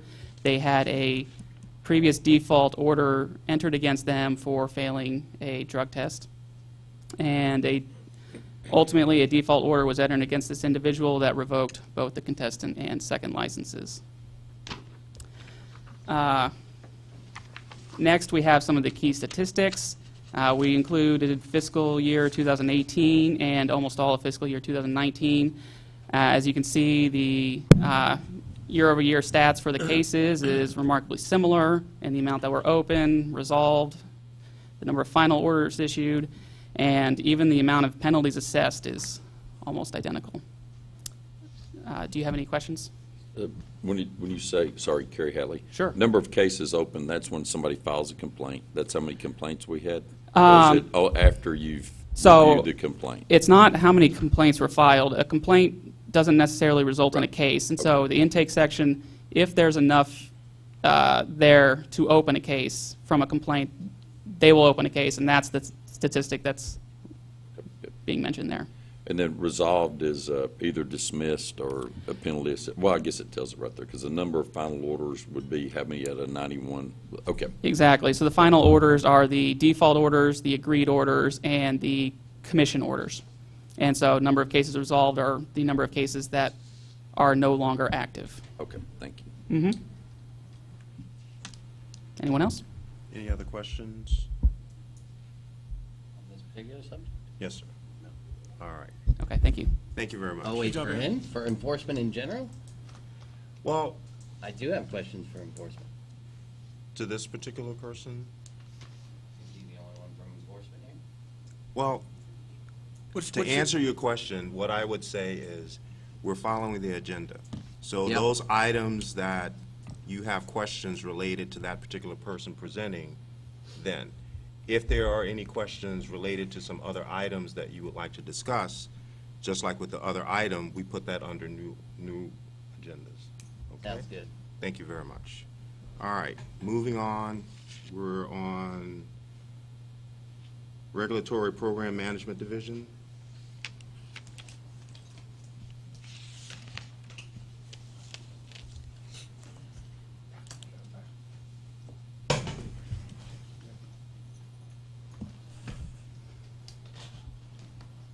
Moving slow, Greg. Greg Alvarez, Combative Sports Program Manager. Okay, well, it's been a while since we had our last meetings, but here's some of the updates that have been going on in Combative Sports Program. Our personal update, since our last meeting in November of 2018, we had 2 new hires, and I want to introduce them today. It's Cesar Martinez. He's be an ex-fighter also, and Tony Solis. He's been an inspector with us for a while. He went back to school. He's a veteran as well. He finished school and got his degree, and then when he saw who he had open, he applied, and he was one of our best applicants, and we offered him a job, and he's with us here now. They both progressed real good. They could actually do a show on their own now, and so from November to now, I got 100% confidence that they do a great job, and you're going to see them working with y'all when y'all's events, and so they're starting out good, and it just makes our team stronger, and we move on from there. Another thing, this year, on July 27th or 31st, Lee Parham, our Deputy Director of RPM, attended the Association of Boxing Commissions Conference in Scottsdale, Arizona. One of the main issues they discussed was revising the definition of a ground opponent. There's a lot of things that people wanted to bring up. Some wanted to do this, but the final outcome was this defines a ground opponent, having your hand on the mat, not this, not 3-point stance. A total, hand on the mat. So that was passed unanimously, rightly, and it just, that's what happened at the conference, as well as other things they discussed, but nothing was brought up to implement nationwide. Greg, a question on that. So that was an ABC, identified in ABC rules along with the eye poke and the kidney. This is Lee Parham, TDLR. Yes, Kerry, Okay. it was, it's part of the unified rules of the Okay. ABC now. And my question to us is, we will look at adapting those rules at some point in time, or I guess after? That's what I reported to the ABC, is we were in agreement with going back to the hand down. Yep. Okay. And then also take under consideration the other issues that, well, not issues, but the other unified rules that were brought up concerning foul, what's a foul and what's not a foul. Okay, good. I agree with that rule. As a referee, I think it's important that we establish, or we work towards establishing that rule, and it's both hands or both fists. One hand doesn't count as a downed opponent, and I think it's extremely difficult as an official to adjust the rule, and I know that's a discussion for another time. And also the eye poke, I think, is the most lethal weapon in our sport today, and I think we need to address that for safety concerns. So. That's, yeah, right. That was passed also. Okay, thank you. And this year also, we're honored to have the Association of Ringside Physicians Conference here in Austin in May. And Jim, the Assistant Combative Sports Manager, attended that, and he had a presentation on the commission, to the Commission of Ringside, as far as the Ringside Physicians' duties and responsibilities. The presentation included best practices and successful working relationships to enhance combative sports safety. So everything was brought up, from dehydration to concussions, and once Jim comes here, you'll ask him more questions on that, as far as what the outcome came up, and what the resolutions are on and where we're heading to. Okay, now we'll get any questions on that? Any of the conference? I guess one. Did our physicians, did y'all attend the conference, or is this the ABC visit? We had. No, we were invited. Oh, okay. Manuel Gonzalez, we were invited. Oh, good. Okay. We had 8 Texas physicians that we use. Dr. Kathleen Candler from Waco, John Havorka from the Valley, Corpus Christi, Michael Fuentes, Juan Santos, and from Houston, Dr. Randolph Taylor, one of our committee members, and J.R. Temple, and even from Dallas was represented by Dr. Scott Lauer and Stephen Landers. Oh, okay. So, these are some more doctors who do most of our big fights that often work with y'all too when we do these big fights, and we have a lot of contestants, a lot of chances for injury. So we're steadily building our reputation of having one of the safest agencies, combative sports programs to come. Okay. Next thing is I'm going to do the combative sports event stats. Since April 20 of 18 all the way till September 20th, is on amateur MMA we've had 42 events. Professional boxing, 83 events. Combination events, which the combination could be Muay Thai with MMA, kickboxing with boxing, boxing with MMA. We had 6 combination events. That's where promoters try to tie in 2 different kinds of sports with their one promotion. Professional MMA had 36 events, and Muay Thai had 2 events. Now, there was more Muay Thai events, but they were part of them combination. Most of the combinations, at least 4 of them had Muay Thai in them. But just solo Muay Thai events, there was 2 of them. The total was 170 events. So you can see we still have a high amount of events, and we're still ranked 2nd in the nation as far as number of events that are happening in Texas. Televised events from April 2018 to September 20, we had 22 events that were televised either on the big networks such as Showtime. HBO is no longer with us, but some of the last of the HBO shows were here in Texas.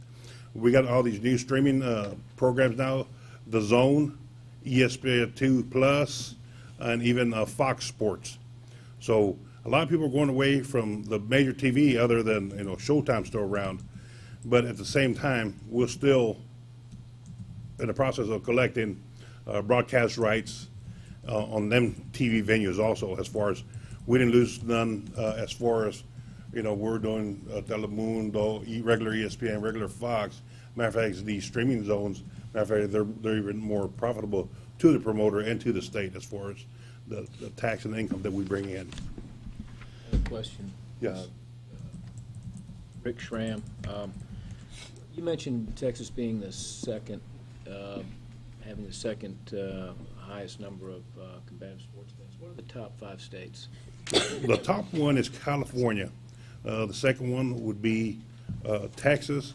Third one, it usually flip-flops between Missouri, Nevada, Florida, and Pennsylvania. New York has picked up a lot because there's a lot of competition in the venues. They're really putting a lot of money toward the promoter to bring their shows there. So if y'all watch on TV, a lot of the big fights are happening in New York because they're getting enticed. There's more entitlements there. As in Texas, basically the promoter and any sponsor they get can put on a show. But when you got bigger money, that's what we tend to lose a lot of big shows because of that extra sponsorship going on. And next time I'll get you the top 5 in order. Okay, new promoter meetings, and we're still staying busy with promoter meetings.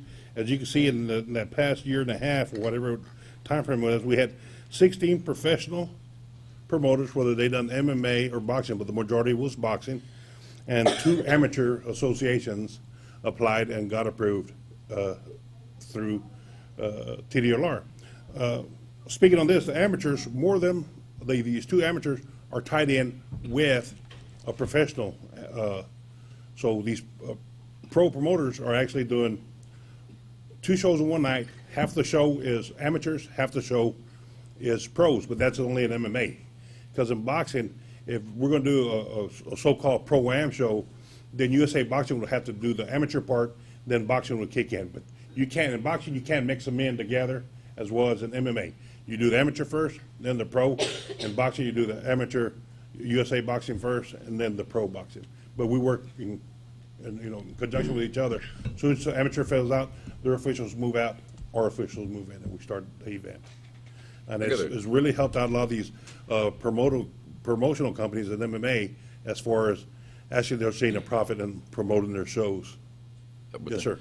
Kerry had a quick question. Do you see most of them like amateur MMA and pro MMA, not a amateur MMA and a pro boxing? Most of it's mingled the same. No, it's usually the same sport. Same discipline. It's usually the same discipline. Going to. I haven't had no mixed one yet. What about amateur kickboxing? Is anyone? It's been a while. It's been a while, and we had one combo show that had 10 fights on it, and one was kickboxing. 3 of them were MMA, and the rest were regular MMA. So, but no amateur kickboxing has been combined. Yeah, as far as kickboxing, the whole kickboxing show, no, it has not come in. We have inquiries as forwarded, and that's part of our rules change that Jim and Ms. Colina are working on, is to get in line with the ABC rules on kickboxing, where other kickboxing organizations going to other states are using them rules. Okay. And we want to be in line with them in order to entice them to come to Texas to do business here as well. Okay, one thing we've done new now that it's getting more customer friendly as far as our IT system here, and customer friendly as far as the new promoters now have an option. As to before, they would have to come in to office for the orientation meeting. Basically, the orientation meeting for a new promoter is we'll go FAQs on all the things have to do with a promoter. Okay, here's a promoter. You got to have insurance. You got to meet all these qualifications. I mean, we'll touch base on everything from A to Z as far as responsibilities of promoter. So that way, when he went out there, he knew what he was expecting, and it made our job easier because they already understood. Now they're always able to call us back, but now we got 2 more options. They could, if we got a promoter from California wants to come in, and it's just too hard for him to come in away from California, he could actually Skype a meeting now. We have the capability of Skyping. There's another option that just came online this week, and we had Charlotte Benner, one of our managers underneath RPM. She done the voiceover, and it's on our website, new promoter orientation, and you go there and they go right through a promoters meeting. And I see it also as a good tool. If anybody needs a refresher course, they could go back to that video and look at it without having to do it. But if you are a new promoter and you can't do a Skype, you can't come in for a meeting, then you could do the online course. At the very end, the certificate you got signed off on. But then when you sign off on the certificate, that means telling me that you understood everything that was on that video. So now when you understand everything on that video, then you're open up to, you know what, let's follow the rules, let's follow the laws, because you signed off on this, that it was all okay. But the majority of people that I've talked to, upcoming promoters meetings, they're still opting for the one-on-one, face-to-face meeting. But that option is always going to be there. And so anybody can come in. Hopefully that'll raise the awareness of people who want to come in, and the ones who try to say, well, this is not going to be for me, and they'll cut down on, just wasting time. Okay, let's see what else I got.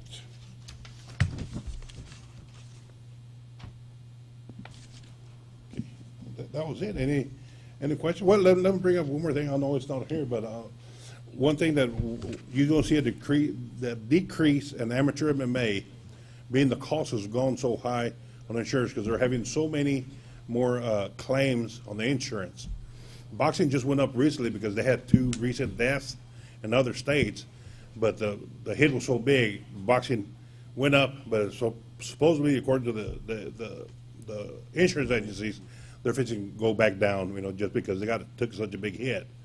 And now, but the thing about MMA, if you don't have sponsorship for your insurance, there's not going to be that many more amateur events unless they're tied in with a pro-am amateur MMA, amateur MMA.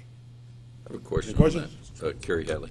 So is that due to the injuries nationwide? Like California has all those amateur events, camo and all those things going every weekend, like they have 2 or 3 a weekend. Yeah. Is that because they're having a lot of injuries too affects us, or is it just what happens in Texas?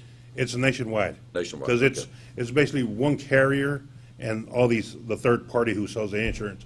But, I mean, there's more devastating injuries in MMA than there is in boxing. Yeah. Because there's more breaks, dislocations, and, Have we seen that in our increase in our amateur events? our amateur events, right now, we have one full-fledged amateur association that does shows just by themselves. Right. All the other amateurs are tied in with a professional promoter. Thank you. Any other questions? We're good. Okay, All right. thank you. Thank you. Let's go to H, work group report and new assignments. Mr. Chairman, Do we skip I 5? believe you had an exec presentation, or was that done Oh, earlier? sorry. Oh, you already did earlier? He did. You know what? Sometimes I'm just Okay. in charge, but not in Thank you control. for keeping us on track. Me too. Keep moving, carry on. Check your number. Yes.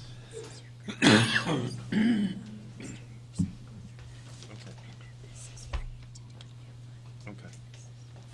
Okay.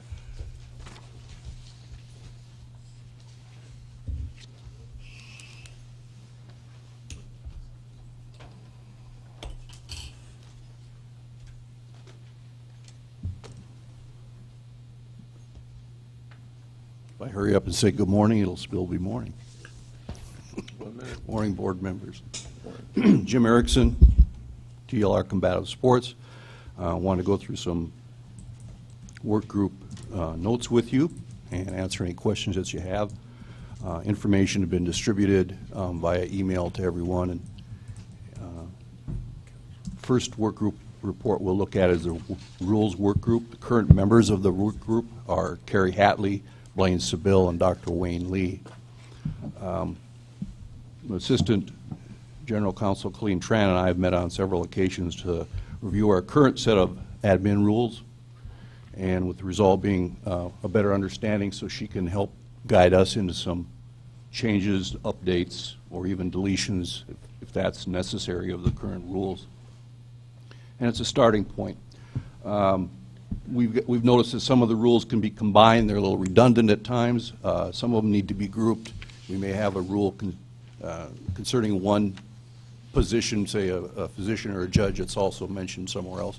So we want to try to kind of do some housekeeping on those and get them updated if necessary. One of the things that I would propose that the work group prioritize rules that need immediate attention. It's such a big project to try to eat that elephant all at one time. We want to take it a bite at a time and say, well, we really want to focus on this section of the rules, get it completed, and then move on with another one, as opposed to try and address all of them at once. I think we kind of get lost in the forest at that point. So any suggestions from the work group members, and I do believe that there's going to be new appointments made to include the new members as well as replace Chris's open positions on the work groups.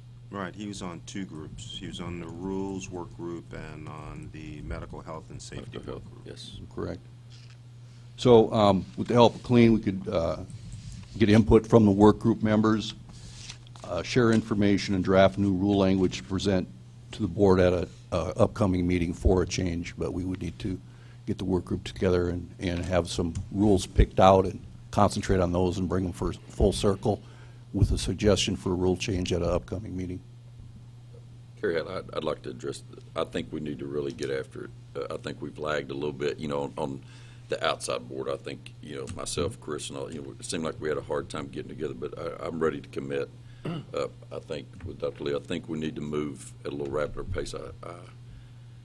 I think we need to really strongly look at these 3 ABC new adapted rules that are nationwide, what states, really research what states have adapted. I agree as a member of the group that we need to adapt those. It's very difficult for a fighter to train and be fighting Nevada, California, all these places that have adapted, and I don't know if they have, and then come here and we still go by the old rule, and as an official explaining that rule, and then they forget halfway down, I'm down, Yeah. And no, you're not, And so. the rule you mentioned earlier has come full circle. It's Yeah, it's gone come from full circle, and 3-point to 4-point back to 3-point. Yeah, exactly. Yeah. And so I think we, as a work group, I apologize personally, and I think we need to spend some more time looking at that and getting the resolution done as quick as possible. I'll mark down the MMA rules as a focal point. Is there anything else from the work group that you want to concentrate on? The communication lines are open all the time. If you think of one after today, don't think that you can't send And somebody. Colleen, correct me or stop me if I shouldn't bring this up now, but also in the rules work group, I feel like our group is good, and I would like to suggest maybe we add the amateur, the Muay Thai to that group to research and look in that group. I think it fits best with that. I feel strongly that we need to do something in Texas to promote amateurs. I spent 10 years working with TACA and refereeing 40 fights a night that was extremely safe, and I can count on one hand the injuries we had, but it was a tight-knit organization. There was no fudging. We went by the rules, and I agree with our presenter today, but I would like to see that, if agreed upon, to maybe put that in that committee, and the longer we wait, Yeah, I've actually, good to meet you, John. We've had email conversations, and their group has been very proactive in helping make suggestions, so It's one I of our got that one down officials too, as so we got MMA and Muay Thai? Yep. Okay. Any other questions on the rules group, work group? I'll move on next to the medical health and safety work group. Current members are Dr. Schramm, Dr. Gonzalez, and Dr. Lee. What I had sent out for review was the current Ringside Association concussion consensus statement as far as return to play and treatment and observation of concussions. A lot of the doctors across the country that are members of the Association of Ringside Physicians, including one of the board members,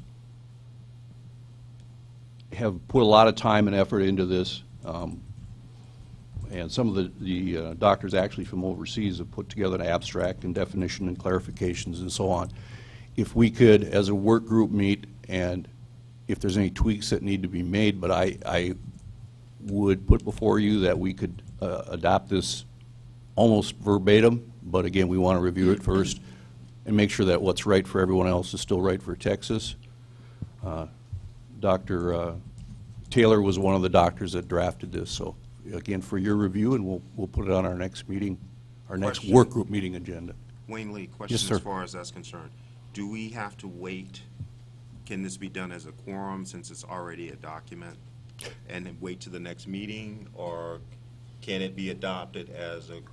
I would, Colleen Tran, Assistant General Counsel, I would wait as an official agenda item listed out, because right now it's in a report from his work group, and the public doesn't know that he was going to report on those procedures.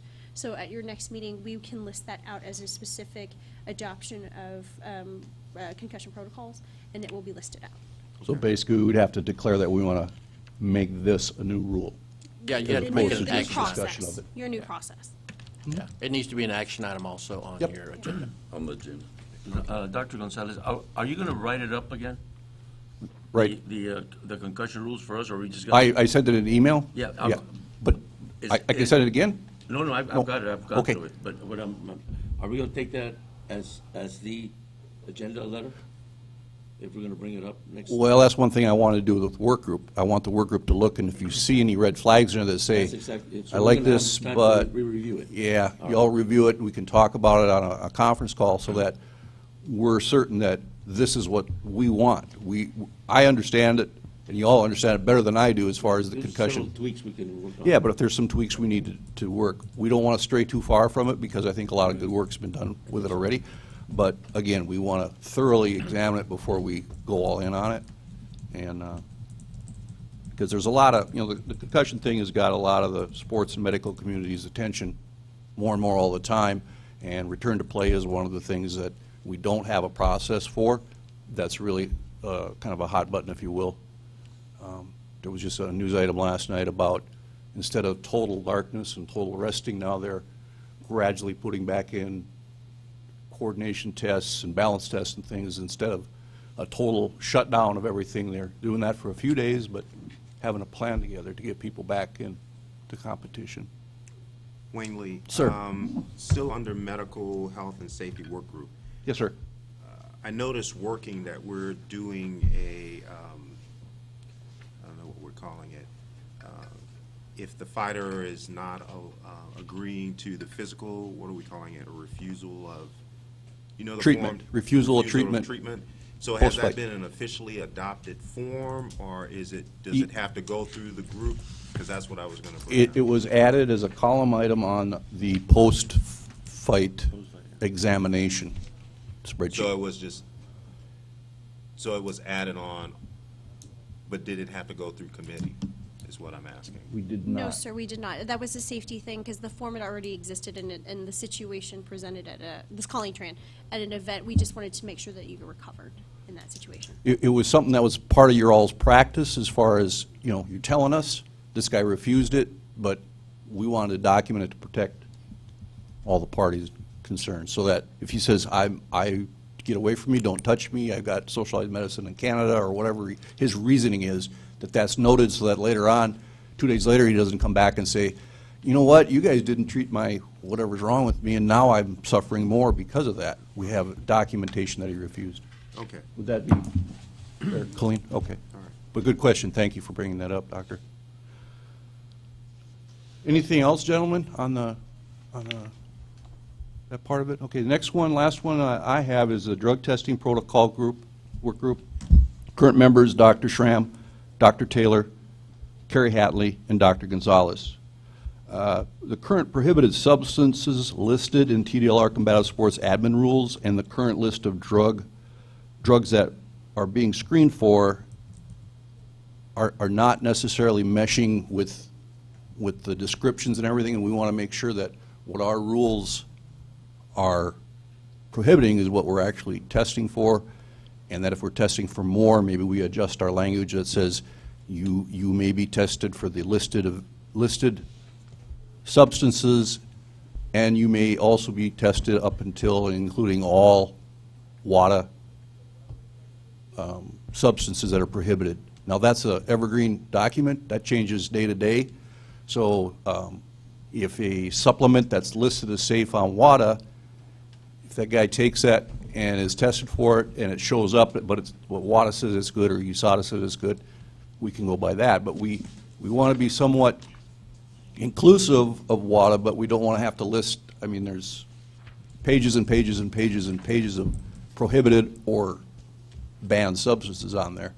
So if we could get some language together that includes what we want to test, but leaves it a little bit wide open so that we can add more testing. So if a fighter comes in and USADA tests for something that we don't have on our banned list, we should be able to suspend that fighter because he took an unfair advantage either during his training or during the competition.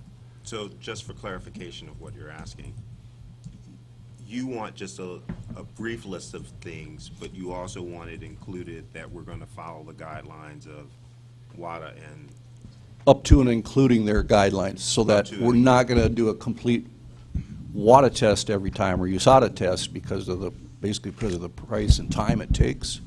But if USADA or WADA or VADA, which is the volunteer one, if they come in and are already doing those tests and they find something, a new steroid or a masking agent or something that we don't have listed, and they're saying, this person tested positive for this, then we want to be able to say, that's going to result in the case being opened up against you, a complaint. So that's more of a language. Yes.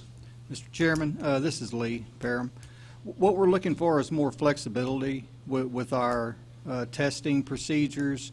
We may not just directly say that we're following WADA or USADA, anything like that. We just want language and the ability to remain flexible. Right, so that's what I'm asking. So we're based, so with, as far as that's concerned, is you don't want us to readdress what we currently use, you just want new language to cover those other agencies so that we can use that if needed. Exactly, yes. Yeah, we just want the work group to work through this. I mean, the list that we have, like what Jim was saying, doesn't match up with what we're testing for.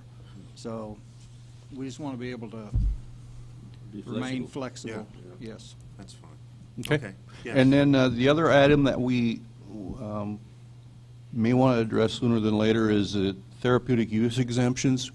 We currently don't have a policy. We have a declaration area on the application where if a contestant applies for a license and it says, are you currently taking any medications or other substances that are prescribed or over the counter?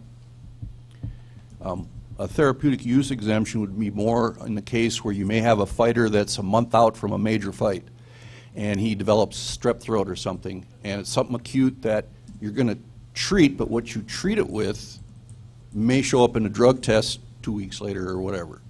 So they can apply for an exemption and say, I have this doctor that will document that I have something wrong right now that's acute, it's not something I've been dealing with forever, and I would like to be able to take this medicine to address that so I can still follow through with my fight that's scheduled for less than 30 days out or whatever. The example that I put in is the TUE from California. They have 30 days out. Well, now if something were to happen after the 30 days, I don't, you know, that's something, again, we try to work through with the work group. But we do have that every once in a while where they'll say, you know, this has happened. Well, you have to, our current rules say you have to notify us within 24 hours if you're taking any substance that might show up. But then what do we do if they tell us this may show up because, you know, Jim, you see what I'm saying? Rick Dr. Schramm, Schramm, yes, sir. What is the current procedure regarding that? Right now, either they declare it on their application, which could be up to a year ahead of time, or 6 months, yeah, a year ahead of time, actually, or they can call us within 24 hours and tell us that they're on there. So now, Within 24 hours of what? of the competition. So if they were to come into weigh-ins and say, by the way, I just started taking whatever for this, now, if it shows up, they would still be, my understanding is they'd still be liable for a complaint, but they could come in and try to explain Yes. why Right. they had that medicine in their correct. system, or that substance in their system. So, to be more specific, Keith Underwood, if a fighter from California informs Texas Commission that he takes doctor-ordered THC for inflammation, headache, for whatever, and then he gets drug tested and he tests positive for a banned substance in Texas, what would happen then? If it's on our ban list, he would still, Even if he had an exception from a doctor? well, unless we It's on- granted the exception. Right, but as in far Texas. as the THC is concerned, it's the same as the steroid. So they would have to come with the letter, and it would have to be reviewed. I think a better example would be a patient who came in and they're an asthmatic, they compete, but they're on Steroid, yeah. they're on an inhaler that has a stimulant that would test positive. It's not normally what they would take. It would test positive. The THC is kind of, it's in a gray zone because all those states require it. You know, there are states that allow it in terms of governmental and as far as the testing agencies are concerned, it's still banned. So you can get an exempt in California or Colorado, but still, as far as if you're doing a major boxing event, it's still a banned substance if you're getting tested. If you're doing a pro fight in Colorado, it's still tested. It's still banned. Same is true as if you were in Nevada. So that wouldn't go over. It's more for, like I said, like if you were on an asthma medicine, if you were on an inhaler, or if you were on some non-androgenic steroids or something like that, that would have a potential to come up positive. Correct. That would be more of a gray area. Yeah. Jim, Rick Schramm, another question. I just noticed in the attached California State Athletic Commission application for determination of therapeutic use exemption, failure to provide the required documentation will result in the denial of application, and they have a 30-day stipulation here, should be attached and forwarded at least 30 days prior to the competition. Yeah. Why do we have currently a 24-hour period? I can't explain it. That's the rule that's written now. I don't know why. Like, Colleen Tran, Assistant General Counsel. So Not that's at- some of the issues that your work group or the medical and health work group need to work through with this particular thing, and that's kind of the hope. The other question is, how long has that been on the books here, 24 hours? At least 5 years. Since I've been here, it's been there. I don't know what the history of that rule is. I think the 30 days in California's case, as we mentioned earlier, they do more fights than we do, is to allow a review of it. Yeah. You know, and that may be something we set up too. If someone, where do we go with these reviews? You know, if they send it in, I can't decide. I'm not a doctor. I can't decide if he should or shouldn't be allowed to, or if it's a reason to give him the exemption, or her, give the contestant an exemption. Dr. Gonzalez, are we requiring right now a letter from the prescribing physician that they have actually prescribed the medication? Only if they test positive and a case is open. If they write on there, I'm taking, well, we know that a oral contraceptive for females can raise testosterone levels. If they put on there, we're taking that, and it shows high enough, then a case would be open and they could defend and get the prescription that says, well, here's how much, here's the specific contraceptive we're giving her. Now, if their levels were way above that, now you may have an issue. So it's not a forgiveness to start out with. It's a notification. Okay. So that at least we can go back and see. We do that as part of any of the complaints that are filed for THC violations, anything over 50 nanograms per milliliter. If they hit hot on that, then they're told you violated that, and they can come back and say, well, I didn't know, or it's secondary or whatever, but it's still, you're still going to get hit for it. You're still going to go through the process, even if you declared it. So, just one other follow-up, Rick Schramm. Sure. It sounds like the way Texas handles this is if there's a positive drug test, then you basically apply for an exemption after the fight instead of before the fight. Yeah. Well, yeah, unless it's a Yeah, you're basically showing medical justification. DOA, unless it's a drug of abuse. And how has that been working? Does it work okay? We have very few cases. Most of the cases are for drugs of abuse, and the cases that we do have, to my recollection, Greg, anyway, Colleen might know, or one of the other folks, when we approach someone that has a steroid problem, they usually say, yeah. We've had very few kickbacks on that, where they say, no, that test is wrong. So marijuana, we have usually just defaults. If they don't make a appearance, the fine isn't, I guess, a deterrent yet to some of them. But we do have some that fess up and say, yeah, I did it. So we have very few that contest it. Colleen Tran, Assistant General Counsel. Dr. Schramm, I just looked it up just to let you know, current rules for therapeutic use have been on the books since last time it was adopted June 17th of 2013. So it precedes me greatly. So. So those were the two major issues I wanted to bring up on the drug testing protocol work group. I would, if any of you ever hear of, please let me know, if you ever hear of an impairment level for THC, I would really like to see that, because we're at 50, a very few of the states are at 150. I don't care if it's 500, is that when someone's impaired? For alcohol, we have 0.08, you're impaired. Right now, I don't, there's a blood test they can do, but as far as this swab, they aren't really doing anything forensically that will say this person's impaired, other than the eye tracking, and you might be able to add some to that with the gentleman that you had mentioned earlier. But that's the tough part for you all as doctors and for the prosecution and enforcement people, is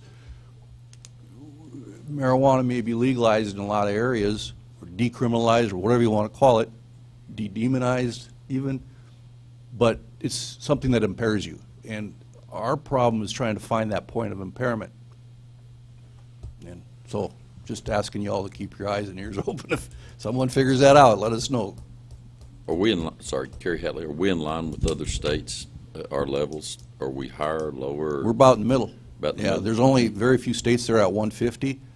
The argument is that the U.S. Olympic Committee, USADA, guidelines are 150, so everybody should be 150. Well, USADA falls in line with the Olympic, with WADA, and in some countries in Europe, it's not illegal at all. So it's kind of a, but DOT regulations in the U.S. is 50. And we're 150 here? No, we're at 50 here. 50, oh, that's right. Some states are at traces. Some states are at 20, 40. It's all over the place. Yeah. But any other questions or suggestions or comments for these work groups as we move forward? In terms, I have a question. Sir. In terms of, you were asking about the enforcement or suspension, or I don't even know, remedies to failure for the fighter to comply with contract. Which one of the work groups would that? Dr. Lee, so Jim is giving a report based on, Colleen Tran, Assistant General Counsel, Jim's giving a report based on our previous work groups. Now, with that new sheet that I gave you with the blanks, you can reform them, and you can add that new one, appoint that new one for enforcement. And No, but my question was, what group would that fall under? The new enforcement one that you under would the form. enforcement work group? A new group. New group, okay. Form a new group. All right. That's pretty much the reports I have. I believe part of the agenda item mentioned the formation and formation of a new work group if necessary, and filling of vacant positions and adding the new folks to work groups. Is that correct, Colleen? Yeah. Okay. And you've got this worksheet? Right, so I'm on the, I was handed a sheet with, and I put on everyone's name for the work groups, and Hadley was on, Reed was on 2 groups, Rules Work Group and Medical Health and Safety Work Group. And so, first thing I would ask, as far as the members are concerned, are you okay on the current groups that you're on? Or would you want to switch? We're gonna get you on a couple of groups, so hold on. Can you go Go through the groups? Yeah. Okay, so for the Rules Work Group, it's Lee, Sabelle, Reed, Hadley. For the Medical Health and Safety Work Group, it's Gonzalez, Lee, Schramm, and Reed. For the Drug Testing and Protocols Work Group, it's Schramm, Taylor, Gonzalez, Hadley.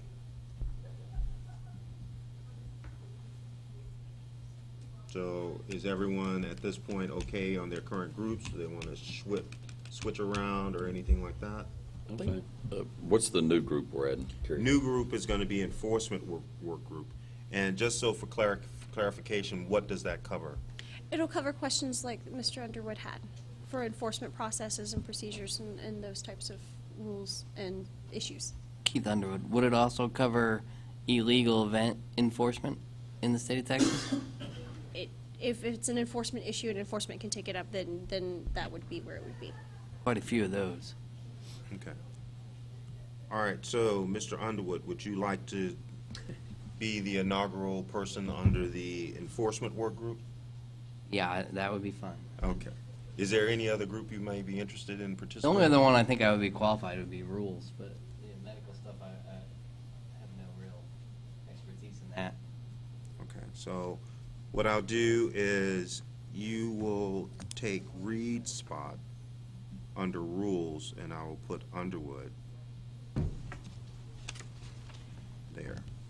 Okay. Dr. Lee, Colleen Yes. Tran, just remember you also have members who are not here, and you are in full I'm not- authority to assign them where you would like to as well. Well, I'm not assigning anyone else. Okay. I'm just doing Okay. Underwood right now. Okay. Because he's here. That's Okay. why I was asking who wanted to go, if Right. anyone first, if anyone was okay with where they were. The second question was, who was interested in the new group? Mhm. And I knew he was interested in the new group, Yeah. so that's why I had him as number one. Right, but for the members that aren't here, you can go ahead and assign them so that he at least has, if nobody else wants to be there, like Dr. Taylor or Right. Mr. Blaine, just so that there's a I'm, group. yeah, I'm not trying to fill it. Oh. I was just asking Okay. for him. And then my next question was anyone else interested Okay. in getting on it? And then we would then put a Disclose. survey Okay. out to the other people who are not present. I wouldn't mind, I guess, joining that group and maybe taking me off the drug testing protocol. You want to get off the drug testing? Yes, I don't see where I can benefit that program, and I guess education-wise would learn on the enforcement side of Okay. it, if that's So, okay. no, that's perfectly fine. I have Anyone else wanted? I've got a quick question, Yes. and maybe microly, so how many open positions on the advisory board is there now? And I know it's a tough question after today, but, There's currently one vacancy. okay, which is public, the public? It's a former contestant. Oh, former contestant? Yes. Okay. I guess, are we in the process of, There hasn't been any movement in that, in just kind of in a respect yes, absolutely. to I Mr. agree. Reed. I just So, think it's, They will, I'm sure that the chairman will begin to start taking a look at that. We'll put it out probably, I would say, hopefully by the first of the year to get some applications in and be able to fill that position. I just know it gets difficult sometimes to form a quorum, and I think, and that's a difficult position to It is. fill, I agree. It is. with that. And now wasn't the time just to question, so thank you. So we'll get those applications in, and the chairman will appoint someone to fill out the number 9 spot. So I think we've answered the questions in terms of switching, and if anyone else wanted to go on any of the new group. We'll leave it at that, and then we'll send out whatever mode of communication we're going to send out to the other members who are not present today, and then that way we can get it completed, and then have a final listing that we'll pass out to everyone else. Okay. Any other questions of me? No. Okay, thank you so much. Thank you very much. Thanks, Jim. Let's go to item I, and I think we were kind of on that already. Are there any recommendations for agenda items for the next advisory board meeting? I would like, Underwood? oh, sorry, go ahead, my I apologies. said my name first, yeah. Yeah, go ahead. You beat me. Yeah, there's the issues that I brought up already, which is enforcement of contracts, breach of contracts, and then also I'd really like to discuss illegal, as a promoter, I get my license, I get my bonds, I do everything properly, and I follow the rules. But I often, even here in Austin, where I live, I see illegal events which are not sanctioned by USA Boxing or TDLR happening. In fact, there's one tonight at South Austin Gym, which is with something with the Actors Guild, and they fight each other. They charge admission, and they have famous actors engage in, I guess what they would try to say is sparring, but if there's judges and officials and referees and scoring and trophies awarded, it seems like a contest to me. And I'm not really sure how that, I mean, is that my job as a promoter to file a complaint, or is like enforcement and TDLR in general supposed to look out for that sort of stuff? It's posted all over the internet. Yes, thank you. As far as illegal events going on, typically people submit or do call-ins to let you know. And then If- what happened? We can send someone out, and if it's, Cool, who do I call? well, you can file a complaint. Yeah. Oh, he's on now? Oh, I am too. Yeah. Jim. Oh, And so, yeah, because it's an agenda item. Yeah, it's an agenda item, so. You're at it. Anyway, but, yes, so, so we can put that as a possible, or we can actually have that item as a part of the work group to have those discussions, because that's the reason for that creation of that work group.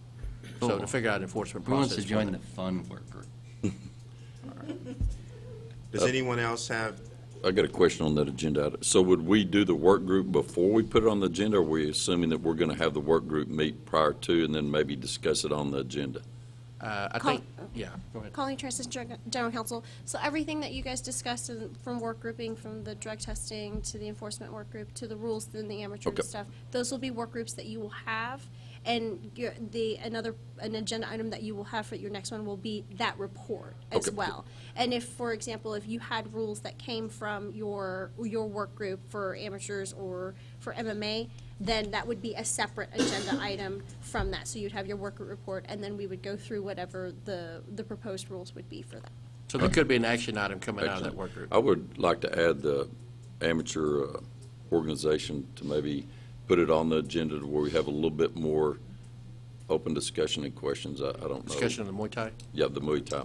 And right, so that one would be more information gathering, so Yes. that way it can be placed under one of the work groups. Right. And so which work group would that go under? I feel like the rules work group. Am I off track there? But I think the rules work group. Well, let me ask you a question. Do you want to put that under one of the work groups, or do you simply want to have the gentleman come back as an agenda item to be able to discuss exactly what they're requesting and sanctioning, because, or do you want it part of the work group and talk to them Well, prior to and bring back a Well, recommendation? what my understanding was from the presentation was that they had a packet to be reviewed outlining what it is that they wanted. Mhm. So I think it would, in terms of flow, if it fits one of the work groups, then they can go Okay. through that. Yeah. And if it meets the things, then the work group can say, well, we've gone through the preliminary data, and based on our review, we need additional information, or based on that way we can move forward, as opposed to putting a roadblock in That terms of works. facilitating the work.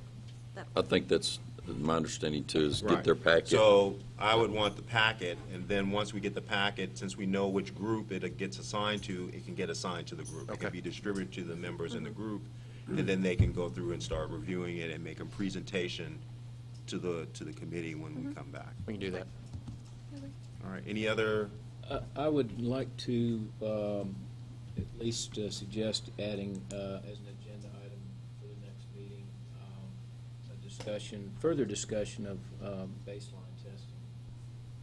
And I have possibility I can get a gentleman who's a associate professor at Texas State University, world expert in eye movement-based biometrics, which is an objective way to determine impairment.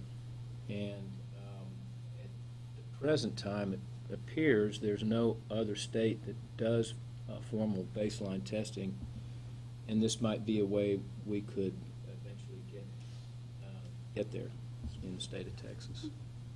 so can we then add it as an agenda item in terms of a presentation Yes. We could. for the next meeting? Absolutely. Calling to Assistant General Counsel, I think that's an issue that I believe you're on the drug testing or protocol, maybe? Okay. No, let's just, Are you on that work group? At least It it's would an be, issue. it would be medical health. Medical and health. Well, it would be at least one of your work groups would take that up, and then we could also make sure that and work with you. If there was somebody who wanted to come, we could definitely agenda that and then add that too as well, presentation. So that at least the work group has also had some time to work through the issues and then the presentation as well. okay. All right. Any other items? Just for clarification, Carrie Halley, so we are going to put the amateur into the rules group? Is that agreed upon, or? Yeah. Okay, thank you. So we can Pending their expect. packet. Yeah, pending, you guys will send a packet, I know I can't ask you questions. Okay. No, sorry, my problem. It's pending acceptance of packet, Right. and then getting it assigned to the group so that the group can again review it. Okay. Last one. Anyone else? Last one, Keith Underwood. I'm not sure which area it would go in, but I'm not sure if there is a rule. I wanted to discuss the renting of promoters' licenses. So a common practice in the state of Texas is Dr. Schramm is not a boxing promoter. I am. He wants to throw an event, so he pays me to use my license to hold the professional boxing event. And this happens a lot. So is that a rules? Is that an enforcement? What does that go into? That would be an enforcement because there's no rule on renting. There's no rule against it. So I would like there to be a rule on that. No, but that's more of an enforcement issue in terms of someone using a license. But if there's no rule against it, then there's nothing to enforce. No, because the rule is you can't hold an event unless you have a license. So the act of renting it's only something that's done between the parties, but in terms of being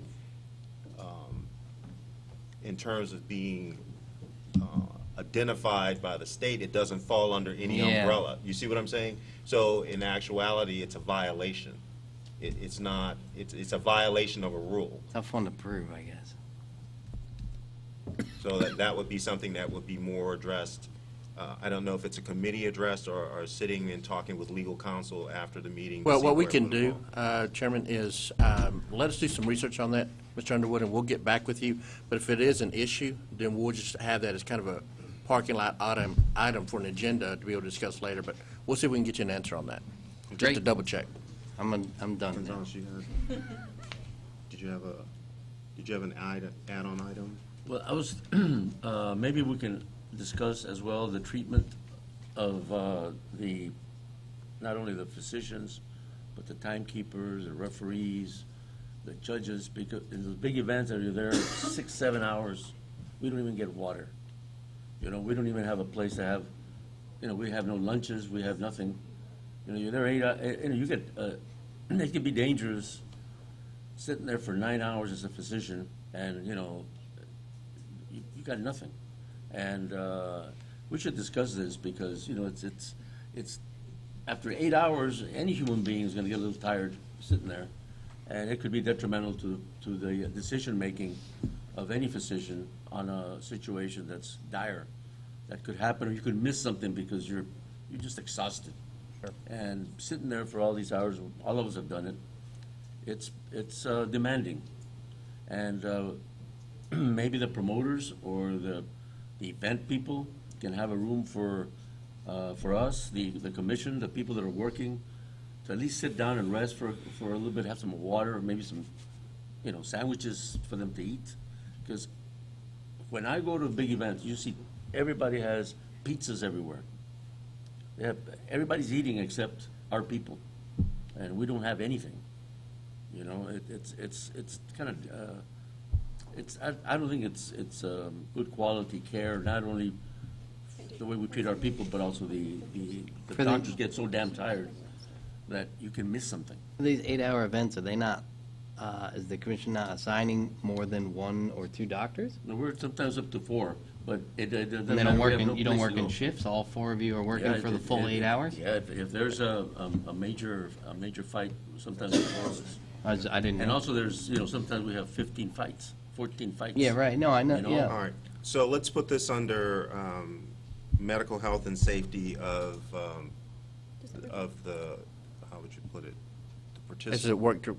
Yeah, one of the things that I think you're right, we need to put it under there to double check, but if it's, my understanding is that there's a conflict of interest statute that's in place that prohibits anyone working for a state agency to be able to receive any type of gifts or benefits. So we need to clarify that doesn't fall under that, or if it does, that everyone that is working understands the statutes that's in place. But that's a great item to be able to discuss in the work group to ensure that information is getting pushed out to all those that are participating. But even if it's Wayne Lee, but I think the point, and I'm not speaking for him, but having gone through it myself, I don't think it's a matter of who's paying for it. It's a matter of Just the rest period. being able to physically leave, even if you're paying for it yourself, to eat, because literally when you're working a major event, you don't break. Right. I mean, you go to use the restroom, but you're working the entire Right. time, because you're either going back and following up on a fighter, you go in the back to follow up on something else, and with 4 people working, there's really not a relief period where someone can get off, Sure. go do something. We're either following the previous fight, and the other person's watching the fight that's going on, so he's absolutely right. You're working their entire 8 hours. And that may be a part of the protocols that we can review and take a look at. Okay. Mr. Chairman, this is Lee Parham. It could fall under something such as accommodations for ring officials, some type of language like that about ring officials, so it would encompass everybody. Everyone. Okay. All right. Let's see. We've talked about that. Next item would be J, discussion and time and date for the location of the next advisory board meeting. These typically happen every 16 months or whatever, or is it more We often? should have it more often. I was just wondering. What's the date set up for? Let us, Chairman, this is Mike Ersman's department. Let us get a gauge as to where the work groups are at after their meetings and doing some of this stuff, and then we'll poll all of the board members to find out when's the next meeting. I think we're probably looking at maybe, probably at least 6 months in advance to give the work groups time to be able to work through some of these things. So if you don't mind, why don't we take that approach of letting the work groups first? Once we get the information back from our staff, then we can schedule a kind of a tentative meeting. We'll poll the board members to find out their availability. So Keith Underwood, so am I to understand that the advisory board meets about twice a year? Or you'd ideally like to meet? We would like to. Twice a year? We would like to. Okay. But what was the reason for no meeting for 16 months? We have sometimes, the problem we run into is quorum issues. And so while we may have board members here, but if there's no quorum, then there technically was nothing for us to be able to record as minutes. And so that's the reason it may go back some. So, yeah, and then, of course, right now, we just got out of session, so that delayed us a few months. But there could be some varying factors, but we try to get meetings in as we regularly can. There's sometimes there's provisions in statute of requirements. But that's kind of where we're at right now. I can't give you a definitive answer. I can go back and take a look at that and get that to you. Okay. One more item, and then we can do the movement for adjournment. Dr. Gonzalez? Yeah. Several meetings ago, we were talking about malpractice for the physicians that are attending these fights. And I'm not sure the one thing was mentioned is the state to cover, and then, we can be not held liable. And that apparently cannot, I don't know if it can happen, because some hospitals do that for us. The other thing is that we all carry our own liability insurance. And we have to be sure that the doctor's covered, and we are covered. And we had brought this up, whether the people that are there, whether their malpractice insurance covers trauma, head injuries, which is the main thing. And I'm not sure that all of these malpractice doctors have it. Is this in reference to agenda item I for recommendation for the next agenda item? No. For the next We meeting? have No. Colleen still Trans, Assistant follow-up? General Counsel. This is a conversation that we've had before, and Dr. Taylor and I have actually had that conversation. It is a statutory change, and because of the way the statute is currently written, there is no immunity with which the department is able to provide to the ringside physicians. And Dr. Taylor and I have had that conversation after I think our April meeting of the necessity for having a statutory provision to allow for such things to happen. So we're not protected By by the us. state. And then, okay. So, and I kind of knew that, because it's very difficult, it's expensive. My thing is that the individual physician that's working there, we have our own malpractice insurance. We have to be sure that every physician that's in there is covered, because it could destroy them. Their malpractice should cover head injuries, acute trauma. Whether they pay a little bit more because I know that there's some insurances that you pay per event, and they'll cover you for that particular day. But the problem is if you don't have it and something bad happens, they'll come after, you're a lawyer, they'll come after the deep pocket. But they could come after you as a physician. And if you don't have it, he's destroyed. And my thing is, can we look into this and see if all of us can get a tail? Or if we have it. A lot of us have it. But we should be covered when we go to these events. No matter how big it is, it could be Muhammad Ali fighting again, or Joe Blow from the brain's the same. And so we have to be covered as a physician, and we have to have not only us, but the board, the state has to be covered, because we're allowing the fights to go on. The physician has to be covered, and we had brought this point up before, and we haven't addressed the situation where the individual is covered when he goes into that ring to make a decision on a fighter. Again, I have discussed this with Dr. Taylor, and the issue is that we are not statutorily authorized to do that. So the change needs to be a legislative change through the next legislative session. The law needs to change. There's nothing that we as a board or we as a department can do. No, you misunderstand me. I'm not saying that, and I agree 100% that. I'm talking to you about the individual physician. We should make sure that when we go to those fights, the physician has to be covered by his own insurance. I'm not asking the state to do it. So something then your medical group can take a look Your at it. medical health and safety work group can take up and see if there are different protocols or different requirements for physicians to participate. Which could be a rule change. I'm sorry, Mike here finished with the department. Could be a rule change, but it has to fall in the confines of the statute to ensure that if there was a rule change that stated that individual physicians, as you're stating, have to have that malpractice insurance, but prior to being a part of the event, and if that's going to be a rule change, we need to make sure that it falls in the confines of the statute that exists and not goes outside the statute. So that's something that the medical group can discuss along with our staff and with attorneys to ensure that we're not going outside. So we just need to make sure we have to keep it tightly knit. But I understand what you're saying. It's an issue that can be taken up and discussed, understanding what the statute is. Okay, I'm just going to give you an example. Maybe I'm not. No, Doctor, and I'm not trying to cut you off, Dr. Johnson. What you're talking about is individual physicians going to these events that may not have malpractice insurance and stepping into and providing. We all have malpractice insurance. Okay. But will it cover? Let's say the doctor next to me is a pathologist.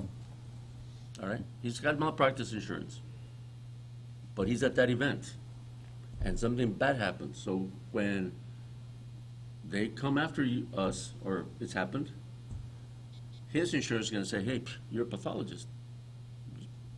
We're not going to cover your head trauma and doing what you're doing. You're not covered for that. Just a comment, Rick Schramm. My own personal experience is I checked with my carrier, told them what I was doing, ringside position one, and confirmed that I was covered. And on an individual basis, the physician should be encouraged to contact their carrier and find out. Yep. See, that's very important for us, and we should kind of talk about this so that every physician that works with us has that in mind, that they have to be covered. That's what I'm trying to say. Not that the state covers us. Yeah, Wayne Lee, and even with that being said, if it's a major event, and I already know this because I spoke to Mike, if you're covering a Pacquiao, or because of the earnings of it's like covering a pro athlete, it's like covering an NFL player, your coverage still doesn't cover you for that, because you need an umbrella. You need a mega policy to cover you for that,